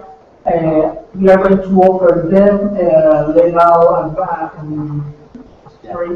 in order to prevent this kind of problem. Okay? And the second one is in the slide we were talking about this market. This. I think these are not real realistic numbers because you're not going to put this in the whole world at first time. I suggest you to put this slide and come up with the roadmap in order to let us know in your roadmap which are going to be your income. One of the things I know that you are still working on that, and I don't see it, is the logistics. I know it's good to contact the schedule. It's in the same day. I want to get the food in half an hour. And one of the things is cooks. Because my mom, she doesn't have a kitchen like in a restaurant, so she can handle like 10 or 50 meals in one night or in one day. So at some point you need to, I don't know, try to figure out to make a schedule of the food. Today I'm busy, so I'm not able to have an appointment with you, or as I told you before, to have a physical point with your name, Jeffrey, and you are there, and something to work out in the Yeah, but first, why did you change? Because I think you changed its day to dogs. But, and well, I like the site as ever. I don't like this number because they look like much less, and at the end maybe the numbers are not so impressive. So I would like this number guessed from the Facebook because the Facebook is a real experiment. So you could extrapolate it to make it bigger, but making it smaller. And you can see the Facebook is an experiment, but the lifetime value of the customer is a guess because it looks one like very solid number because it's private, and the other is much much a guess, and maybe you could add more value to that number, something like I don't know. Because we are discovering books that we have not the real numbers for the customers. Yeah.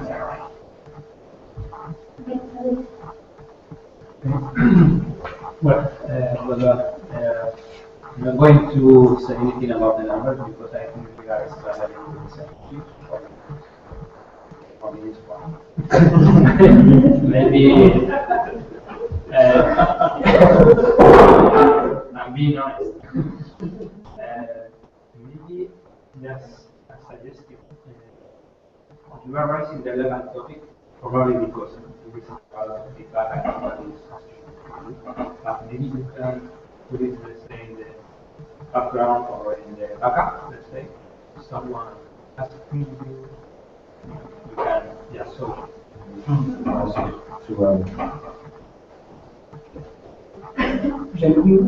Before you get the opposition, putting the right.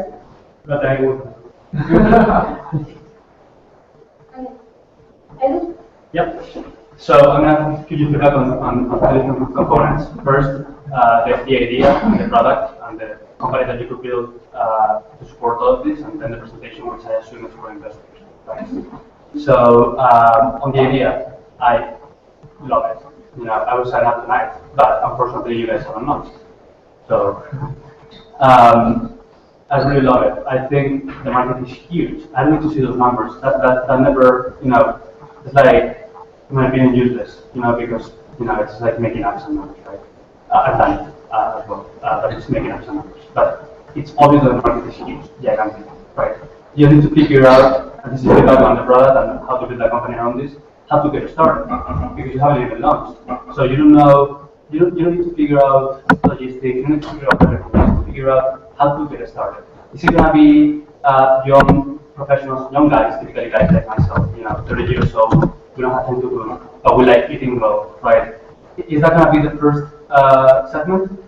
Remember, for example, Facebook launching only in Harvard, at Harvard University first, right? And then expanding to other Ivy Leagues, Stanford, you know, other Ivy Leagues, and then expanding to every university, and then expanding to every high school, and then to every school, and then to everybody, right? So you just got to figure out who to launch first, right? Do some experiments, do something, but just launch, you know, generally, right? And then learn from that. Don't worry about everything. You need to figure out the whole little thing yet, right? What is the worst that can happen right now? You know, well, I don't know. I mean, it's good, so yeah, there could be some bad things, right?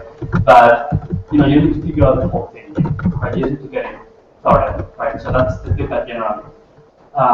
If you can keep that run rate, you can keep your expenses really low. You don't even need to raise money. Don't raise money unless you need to, because raising money is horrible. It's a headache, you know, and you should never have to do it unless you really have to do it, right? But I think if you can grow first, have some users, you know, have, I don't know, 40, 50 people that sign up, I'll be number one, you know. If you do that, then you can raise money much, right? And then on the presentation, I love this little text, there's a lot of pictures, I love that, it's really easy to understand. So, you know, I think it's shaping up like a really good presentation, but I could focus on launching first, you know. I was actually like looking you up online and seeing if I could sign up, you know, but I couldn't. But the presentation is actually pretty good. What else? Competition is really meaningless. When you say that some competitor focuses on peanuts, that's really that doesn't make any sense. They could switch to that, right, or anything else. So competition, I look at competition as a way to prove that there is actually value. If there is no competition at all, then it means you're probably not doing something because it's really rare for something, without any competition. And then intermediary platform, I mean, I've only raised money in the US, so I don't know if the word here is intermediary, but in the US it's market. And I guess, but this is a marketplace, with two sides. Right? You tackle the legal issues, that is smart, because investors will definitely let you know about that, right?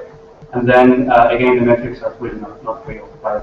Metrics like long-term value are only real when you have actual people. Like long-term value, you have to multiply the monthly value by the number of months that the customer is a customer. You don't have any customers, so then the metric is that. Right?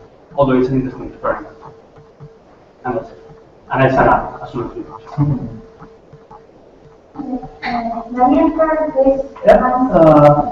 We told you just include some numbers and include the legal thing and everything. And I think your presentation was way more visual some weeks before. Because suddenly you have the first slides where they are like really powerful, and then you start adding numbers, and there are a lot of information in every slide. It's like I just get lost a little bit. This legal is just really important in your presentation, but I think just explaining some details or whatever, if I see like this slide with the little thing, it's just way a lot of info there. And it's legal stuff, which is already boring, like, oh.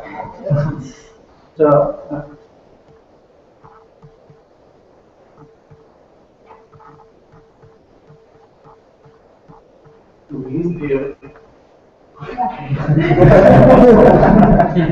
I think the order was a bit strange, but I agree with him, like, compared to the previous presentation, like, you try to add some of the new feedback. And I was like, okay, this is Jenny, and these are our competitors. But they are so important, like the bomb, second slide, or third slide. And I think this information can be useful for the test. I know that in previous weeks, like we asked for information about what should be like the prerequisite for the legal test. But I'm not even sure about some of those. Like, I know the third one is like resistant or autonomous, but I don't know. I know the 90,000 euros as a minimum, but I'm not sure it's not just like that.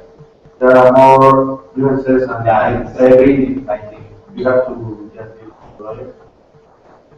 So I'm not sure if, like, if I were, you're trying just to get out of the product, like, okay, we said we'll just arrange on their own and we'll care, but if you try to ask people for 50% of the price, then it's something you should be really sure as with certificate. Like, okay, everyone that has to, I don't know if you try to handle all those paperwork or you leave it to the check. Like, okay, we assume everyone is going to be lawful and is going to pay their fees, have the license or not, and maybe it's something once you know, like, what checks have to do, then I don't know if you plan just to give it to them or just to offer it as part of the quality, the product. Maybe at first we are going to pay them in order to have more tools. But Uber is huge and it's still illegal in most of the world, including the US. So I'm not doing really well. So, and you can argue that food is people can get sick, but in cars people can get into a car crash. And there are still people in most of the US and Europe. So I don't know. I think you could go either way. It's a little risky, but Uber is still there, right? Okay. The presentation, I agree firmly, it was too much information now.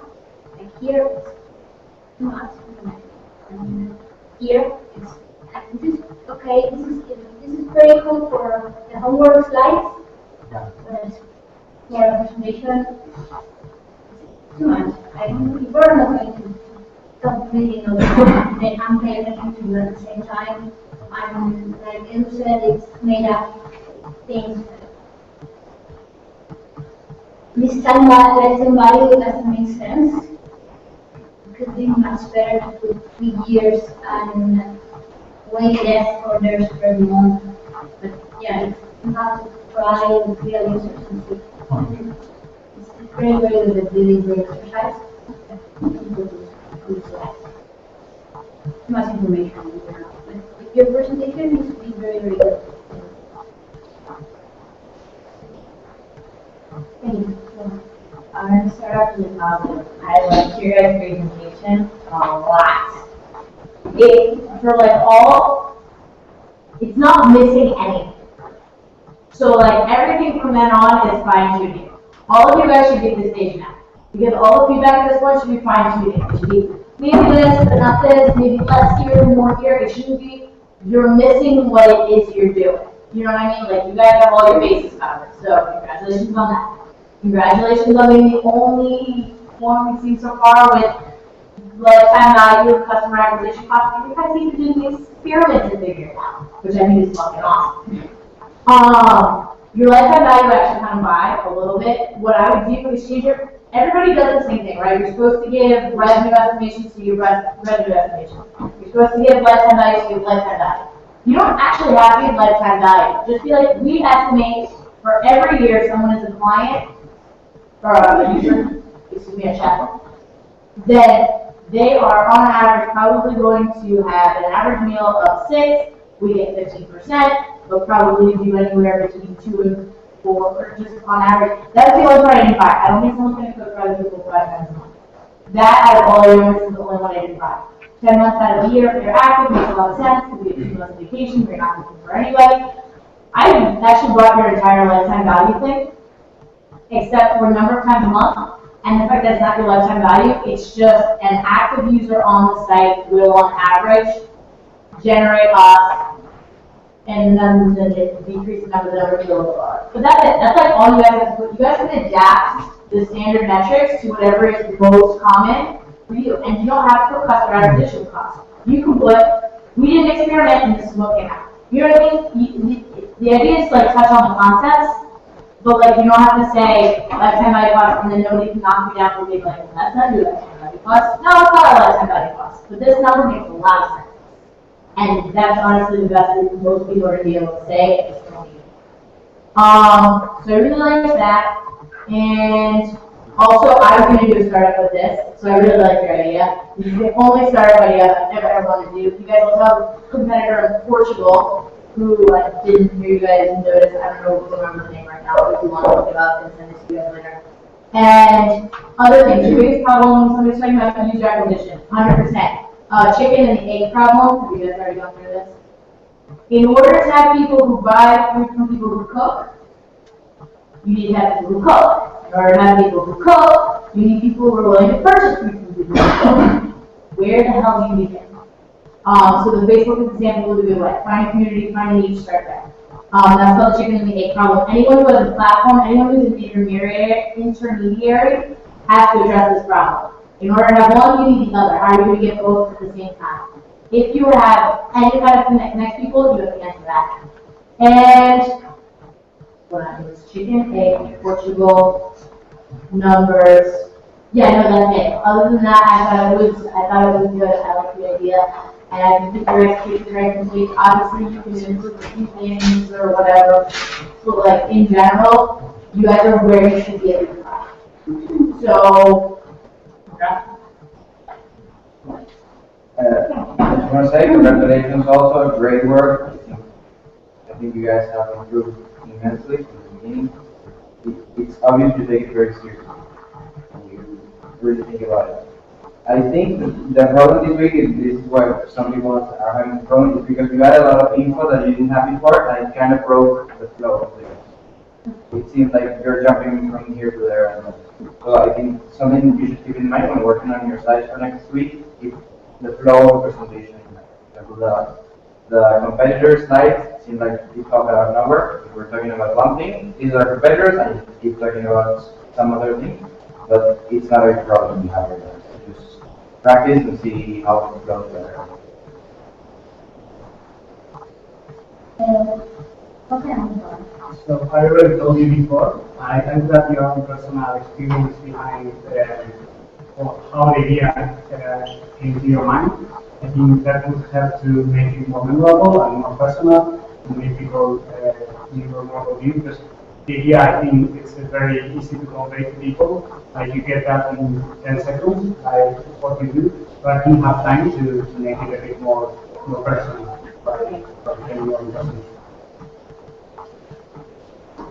So very quick, guys, shut up and take my money, by the way.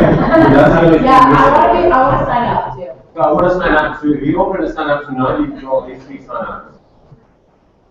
If you actually can deliver food in my lasagna next week, you're our first customer, right? I promise that. Okay, we know that. How many of you could be a customer?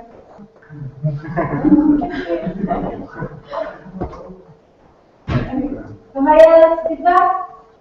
No? Okay.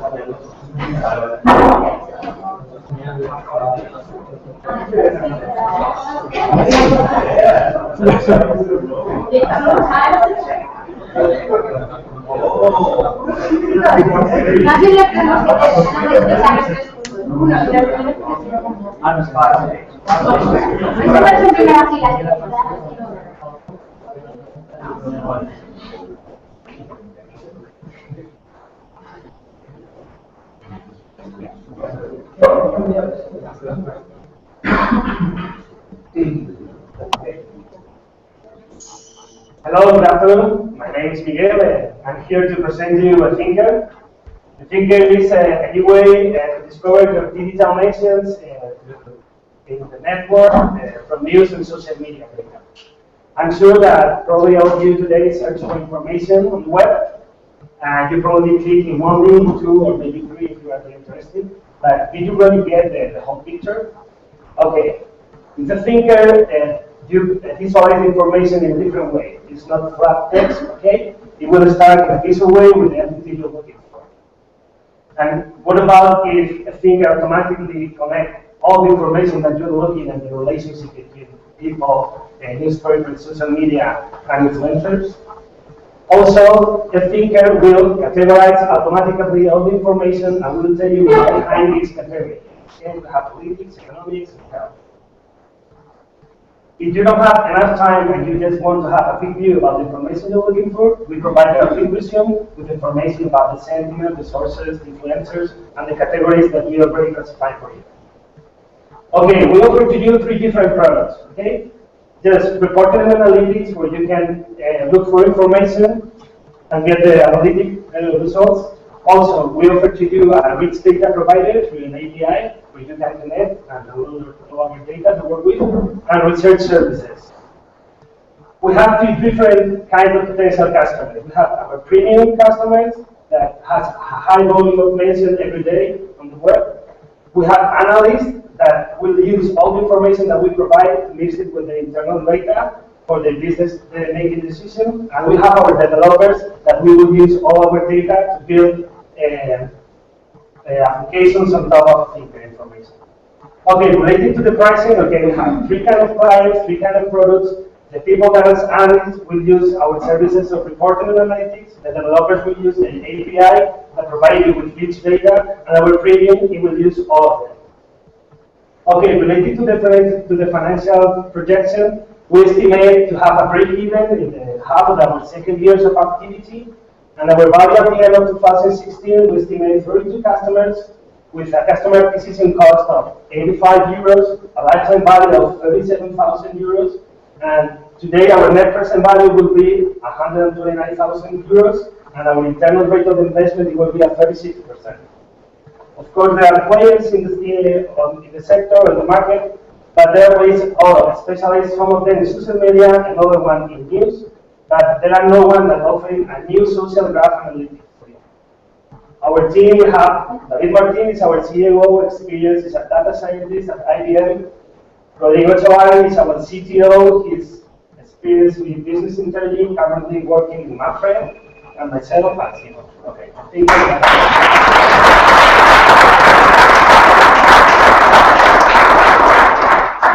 Okay, homework. We didn't get lucky, and we only found the heavy Excel work with. So we took our own decision and we created our own. We created from zero using our experience building business cases for our clients. We work as a consultant with IBM, so maybe it could help.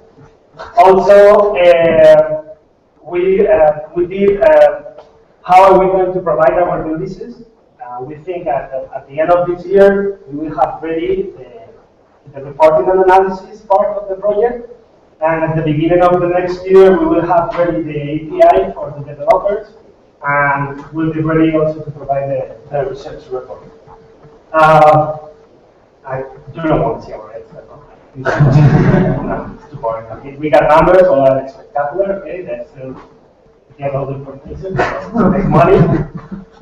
And maybe you would like to explain on the technical way? Yeah, in terms of development, we have been working on visualization and building graphs, the network graph. Yeah. And we still have a couple of weeks to work hard and try to have a good demo for you. We are going to make our own hackathon this weekend. Yes. So we expect to project.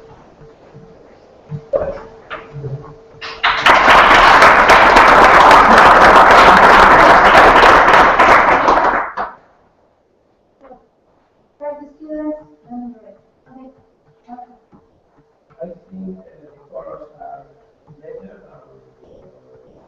than the last weeks. There are two slides with a lot of numbers and letters, very small. Here you can see anything. Yeah, no, it's true. So, yeah, I will look to the side. The potential customers and the width it's nothing. I never did anything. No, it's nothing for me. It's just two colors. Green, yellow, red. High volume. But the other thing I want to know, if you can check something with the light, but no, not. Yeah, because it's like white. I mean, it doesn't. No, I mean just technical part. Come on, yellow and white, wait till you do that. Yeah, it's either dark and light or under this, but it's still dark or light. So, yellow, green, white. Okay, thank you. Here's a good example. Anything less than the size of the font you use for volume, Yeah. no one can read. That's I the smallest font you can put in your presentation. Anything smaller than that, no one can read. Keep that in mind. Yeah, okay. Antonio? Yeah, I cannot quite together. Okay, everybody wants to do this. One day you were talking with potential clients, with us. Yes. And they were paying like 30,000 euros for some of those products from your competence. So you can say that and that, because when you tell me that, I said like, oh, maybe this is a product for me, and maybe I can afford paying, I don't know, 20 euros per month. So maybe if you say this is a product for really, really big firms, they're paying right now 30,000 euros per year through the competence, and we are providing that in only one platform or whatever. Just when you talk, I think, oh, maybe it's a product for me, and I think it's quite interesting for me, but it's basically not for me at all. So it's. More students? No? Okay. You have the same problem that you told me. If you could too much information about customer acquisition costs, like money. It's great that you did the exercise, but don't put everything in the slide like that. It's like put on the homework slide. That's great. Okay, is that Pablo? I'd say that with your problem, maybe it's about also information that you explain the whole roadmap with, we have these features and later on you say, we will have this ready for the next year. Right now, I think maybe you should just target on what you are working right now. And also, regarding this integrated thinker insight, I was reading some information about Watson by ABM today. They seem to offer also this kind of service. By the way, I just discovered today the future. Their Excel or their presentation holds everything like this. And also, maybe I have to focus on the Obama example, but if you could go a bit just to the last one, I'd say you should try to offer something that is right valuable right now. Because, for example, I know that Washington Post, for example, if I look for Rajoy, of course, one of the sources is going to be El País, another one ABC, another one El Mundo. I don't need to use your tool to run that. And also, the insight should be the obvious, because here I say politics. Of course, Obama is going to be related to politics. I don't need to use the tool. So you should try to offer insight that is not obvious just by pure regular knowledge, because otherwise, like, okay, every politician is going to be like Ferran Adrià. Cooking, 97%. Okay. So I should just try to highlight some not so common information or look for things that get out of the normal. So I think that could really show the potential of your tool.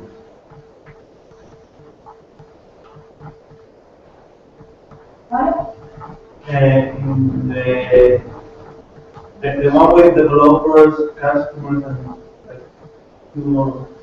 this one. It means something the size of the Yes. part. Yes. It's usual spend that. I was thinking in transition value. These yellow parts. Anyway, I think it's much better the one where you explain why these customers are premium or developers. It's put that slide, please.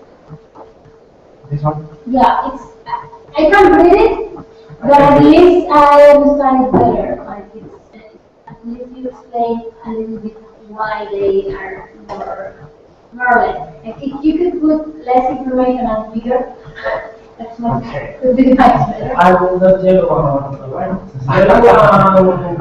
We're going to say it Okay. Happy and then fun. On the product is complex. You say you have 3 different products, explain 2 of them. That one you only name it. I don't know. Yes. Then you have 3 different segments. So it's very complex. I think maybe you should focus on what's your common.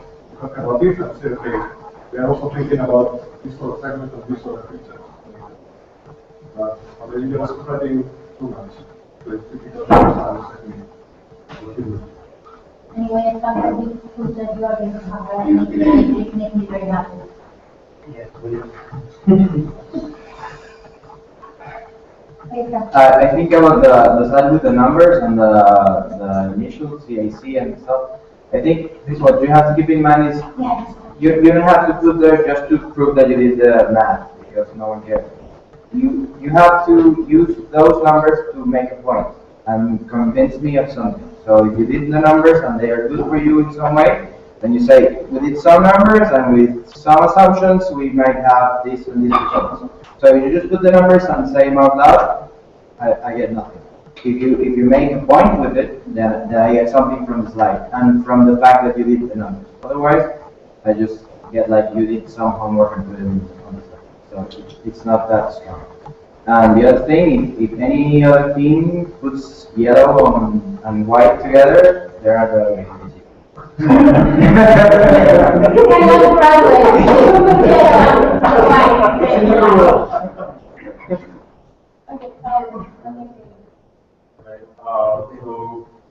think it's a hot market, and it's sexy, but it's hot. I mean, there's like plenty, there's like a city and startups making money here already, so it's become mature. So what made me really skeptic about your product, guys, is that the idea of not really clearly identified. It's like, oh yeah, like developers could use it, and analysts could use this other thing, and someone could use a premium thing. Probably a partner could use it. So that made me really skeptic. And when I heard that you guys were consultants, I was even more biased against it. Like, oh, okay, so this is the kind of team, yeah. It's really nice, the presentation is really good, the story is solid, the product could be good, but it would be more believable if you said, oh, we've identified that the way we are is the early adopter because this, and now so, okay, you are about to make money, please lend me in. But now it's like, oh, very old, some very old. Thank you. I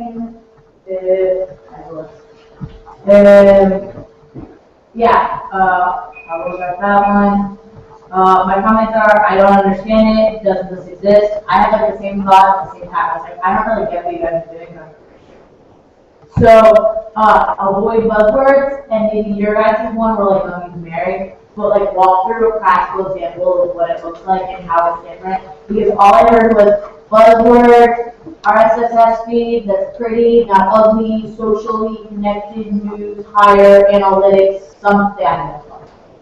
But like I heard a ton of buzzwords, and I'm like, this exists somehow in some way. So do a really practical example like the screenshots.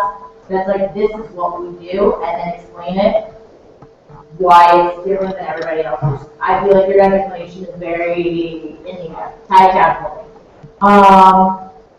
I didn't feel like I had very clear what the demand for this would be and who it would be from. I did like the way you guys have multiple markets, the same like Carmen like you could read. I like that. I like the visual way you're explaining who your customer segments are, even though I still don't understand what you do and who's using it. I thought this was a nice visual. Visually speaking, I like your slides. They're all way too small and I can't read any of them, and sometimes they're impossible to read. But I like the flat with the colors. I think you got something good going on there. It's a little bit different. Pricing, I don't know what that is. Oh, just out of curiosity, when you got your IRR, what was your valuation method? Your at the end of 2016. Net present value, and your terminal value you got through a multiplier or a horizon value, and where'd you get your multiplier from? How'd you get your terminal value in order to calculate the net present value? We get the rate, the cash flows, and the investment, and the first yeah, but last year you guys, I'm making a point and doing it in kind of a jerky way. No one cares about your net present value or your IRR. Your investors are going to care about it, but they're going to tell you what it is, and we're going to use our own methods of figuring out how to calculate it anyway. Because if all you guys did was your cash flow, then you calculated it wrong anyway. So what I'm saying is just get rid of that stuff, and also your numbers, your LTV that is correct until like $10 correct. That doesn't really matter either way. It's kind of building off of what you said. It isn't the number themselves. It isn't the fact that, like, this is the number. And the number. It's getting conclusions out of it, and it's explaining, like, in the left presentation, it's just walking through your logic. You know what I mean? This is a user, this is what they buy, this is how much they pay, and this is how much they're going to pay for it, which makes us more or less this much. And if your number is as high as 37,000, then just round it to 37 and just walk me through it. You know what I mean? Like they spend about $1,000 a month, it's a subscription service, I don't know what, the average amount of time that someone usually sticks with their publisher or whatever is this. Just walk me through your logic. And then it's going to take us about, we're going to do X, Y, and Z get clients, and it's going to take us about this much money to close a client on average. That's it. And then the one has to be higher than the other, which means that you're going to make money, and we're going to make money, and we're going to make really good margins. But like, it's getting conclusions, and it's walking you through a logic that whether I'm a finance person or I'm not a finance person, I can follow, understand, go, yep, that makes sense. Yep, that makes sense. Ooh, that's attractive. And that's literally all you want out of this right now.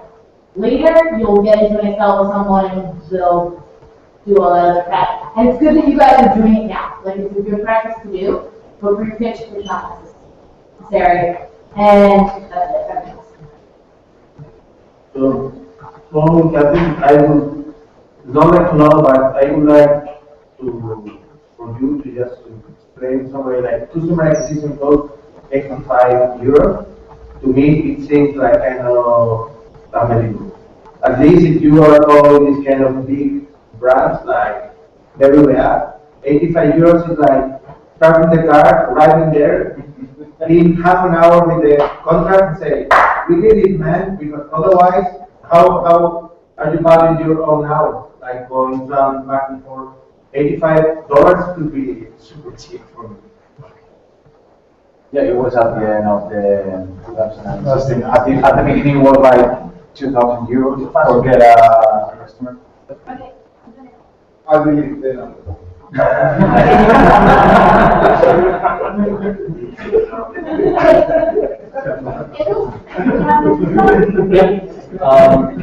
So I didn't understand anything at all, unfortunately. I just didn't understand it. So I went to the list of startups, and I read that you guys do extraction and aggregation of digital information about people, and that sounds actually really interesting. But I didn't understand anything else. I did understand that, and I thought that I could be a customer because I mean, maybe I'm wrong, maybe this is not what you guys are doing, but I don't know what you guys are doing, so sorry if I'm wrong. I still use Google Alerts, to track. We have 3 different products, so with 3 different names, so I track, mentions of those names. But Google Alerts, in the last year and a half, started working much, really worse. Basically, it doesn't track every single mention. So my marketing guy tested another tool, mention.net, and it seems to be working better. But it's something that we would like to, to really track what people are talking about any of our products, my name, stuff like that, right? So is that one of the things that you guys do? There is any entity, it could be persons, companies, or okay, so I actually love that. But it didn't come through, so that's a problem. And then when we start talking about 3 different products, 3 different types of customers, that is a mess. It makes it really worse. If I'm gonna go to your website to see if this is gonna work better than Google Alerts or Mention.net, I'm just gonna get lost because I don't understand really how. Am I a premium customer? Am I a developer? I don't really know. I mean, I'm both, I guess. What else? Saying that you have different products. My company, we do 3 different products. And the reason we do 3 different products is because we're not totally sure which one is the biggest one, right? So you tell me that you have 3 different products, it means that you don't know either, because if you have a product that is incredible and you're growing like crazy, then you do only one product, right? So something to remember. I also have 3 products, but that's because I'm not sure which one of them is going to be big, right? So that means I don't trust any of them, which is negative, actually, right? That's pretty much it. I didn't understand anything from the presentation, so that's a problem for people that don't know about your guys. Thank you. Maya? Maya?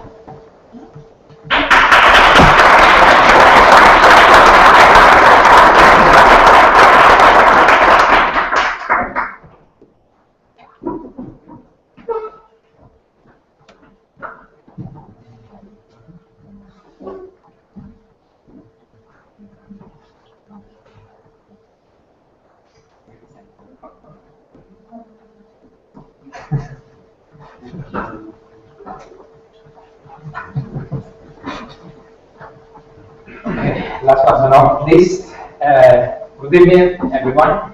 My name is David Menendez, and I'm going to introduce you to Tetuan. Basically, millions of customers are receiving monthly or bi-monthly their electricity bill. Okay?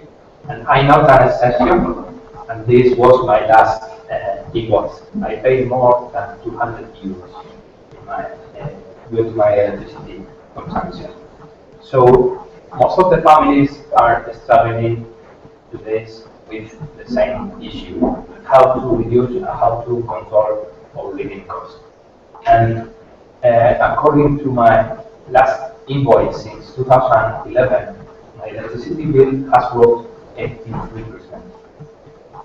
But fortunately, we have Cavatio, and Cavatio is basically a home energy management system which consists in a piece of hardware connected to your switch breaker panel, where we are going to acquire your energy data.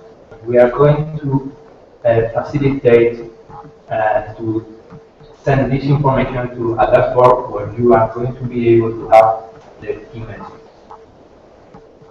And behind this concept is the idea that has been demonstrated during a lot of studies and pilot projects. And basically it consists that just providing real data consumption to the residential consumers, they could save up to 50% of their electricity. If we, for example, make a simple exercise with the typical 4 members family in Spain, they could save more than 100 euros per year. And regarding our competitors, we could say that there are two types of competitors. There are let's say the typical home automation providers or technology developers working since a lot of years and trying to move to this energy efficiency market, and new startups starting to build new projects with a new approach. And of course, we want to be there. Our go-to-market strategy is basically divided in, let's say, 2 ways. We want to address the industrial enterprises or small, medium companies, and also residential markets. And we are going to use a physical shop in order to start to promote the product. And then we are going to use a direct sales model through an online store web page. And through this channel, we are going to address the industrial market. Regarding the market, basically, homework. Well, I love Excel, so I have been working with the Excel file, not the one that you recommend us. So I already worked on this previously. I joined this program.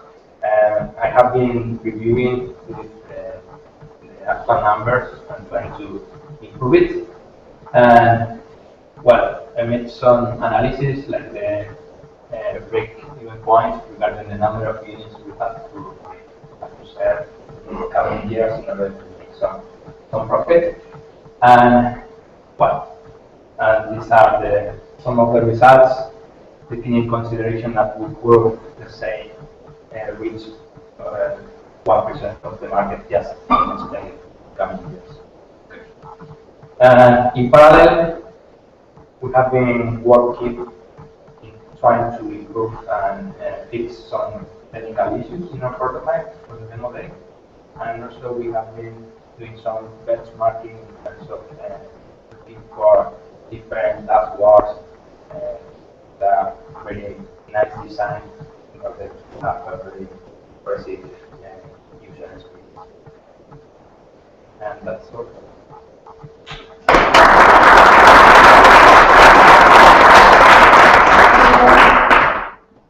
I love the site, the design, and it seems that you have given up of well, being honest, I make it in 30 minutes. Thank you.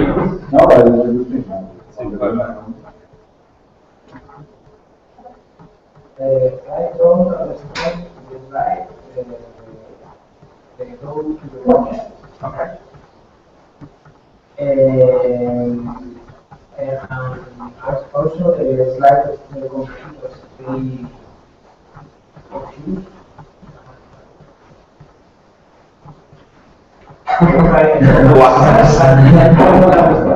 So,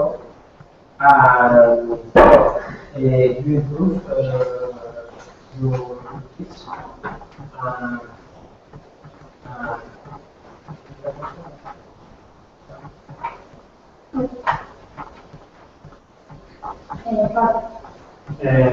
First of all, I also don't understand why you choose those axes for this, and where are you in this graph? Okay.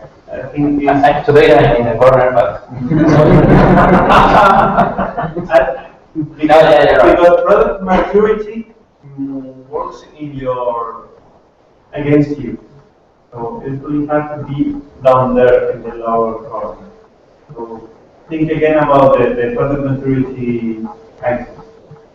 Because I think maybe it could be something. Also, in the other slide, the 83%, it was better the last time I saw it because you meted it grew. No, it's like the second or third slide. This one. Yeah, this one is better than the one you used because in this one you said it's in the last 3 years or in the last few years, and in that one you say. I say since 2011. Yes, but it doesn't make, it's not so clear.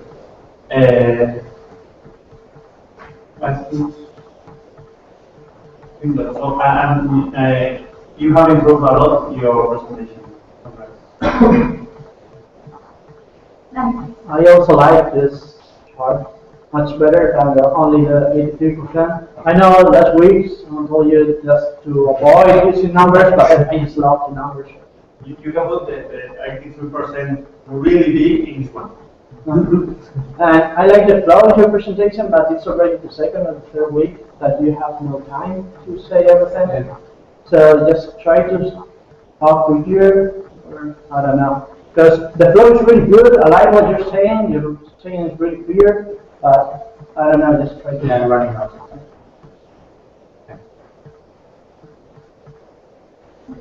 Graphics should be self-explanatory, and this one doesn't say what do you measure here. You can. That was in the backup. This one was in the backup. Yeah. This one was the one I used in the previous. Yeah. So today I use this one.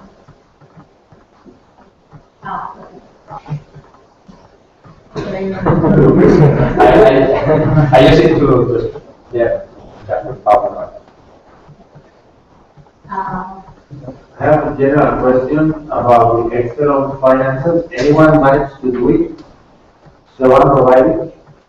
I'm just saying, like, just it's also very complex, but I didn't want to start again to be. We send you to Excel. The one? The one with the cash flow analysis weekly. Yes, let me see. I was wondering, like, what was, I didn't show the Excel, but I was wondering what's so difficult. Everyone managed either to avoid it or just to root around using another Excel. Because the Excel is using a weekly basis, and this doesn't make no sense to make a weekly basis. Makes sense to do a monthly or something like that, but weekly. And we don't have use. It's not my Excel anyway.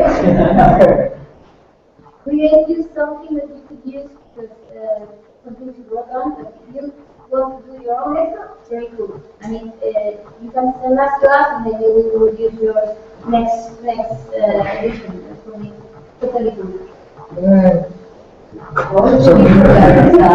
The problem is people make stuff about the clear stuff and hate, not Excel. That's it. That's a good one. The Excel I received from her was the second one, the evaluation, and it's all of us in our edition freak out. Miguel, how did you feel when you received the British Excel from her? Honestly, I never.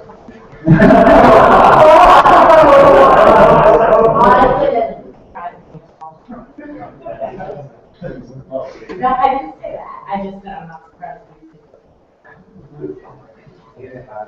That's the finance part is one of the most difficult parts to teach in a 6-week program. So any feedback that you can give us about how to improve that, we will be very, very warm. Yeah. Okay, more feedback. Yeah, it's It's already said that way to market is like, well, if it's too complex, while you are talking to it, you got it confused, and I know what you're talking about. You should think about speed, maybe it's simpler. Especially you have two different ways, so at least it should be two points. Yeah, I have to agree. So I liked a lot like how you structured your presentation, like you started getting a personal problem that you have. You show the solution, which is the thing that you're selling, and then how you get them bringing all the ideas and linking them during your presentation. I think this is a good example for the rest of the team, sharing that for most of the presentations, like you throw ideas and you don't connect like the next one. And I think that comes in most cases from lack of rehearsal. Like when you rehearse, that's when you notice that you are trying to say one idea and then go to another one and trying to make sense. And I think you did that well. I think I need a bit more energy. Like I think that's general feedback from most of the teams. I need more energy in our presentations. Like you enjoying the time you spend on the stage. I think. Yeah, by rehearsing you can improve all that. Yeah, I think the way you present it here, all the structure of the presentation is a good example. But yeah, again, I think you should put more energy into what you're presenting, like you really love it and so on. Well, being honest, it cost me 7 weeks or 6 weeks. That's the feedback. Somebody else?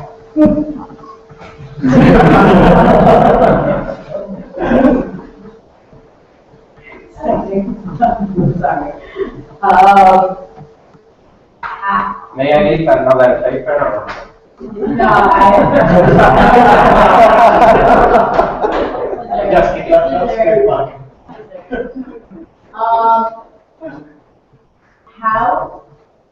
you didn't mention nest.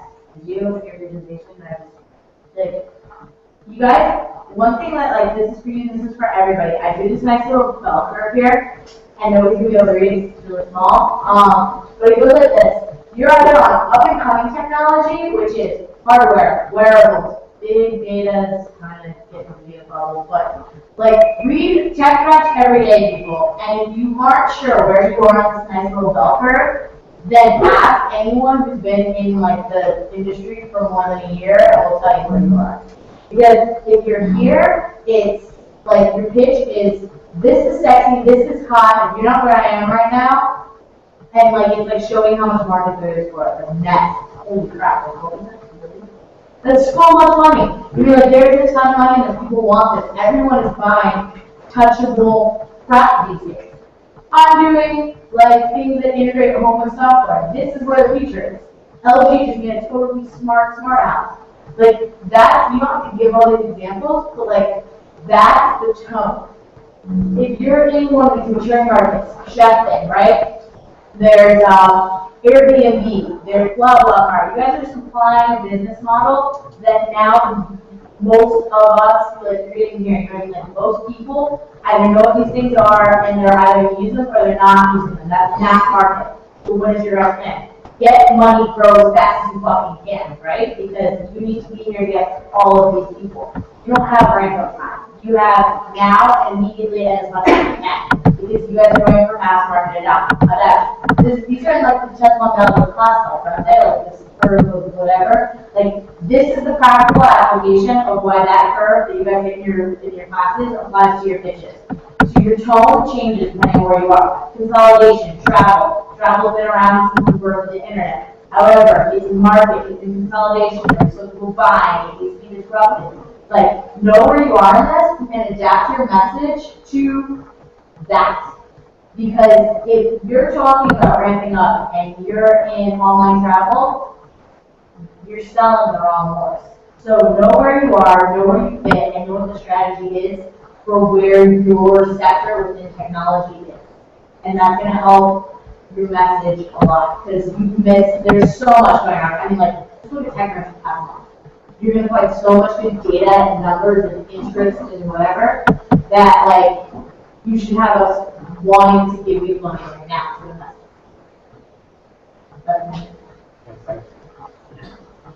Okay. Let's go. Tetuan, you want to Oh.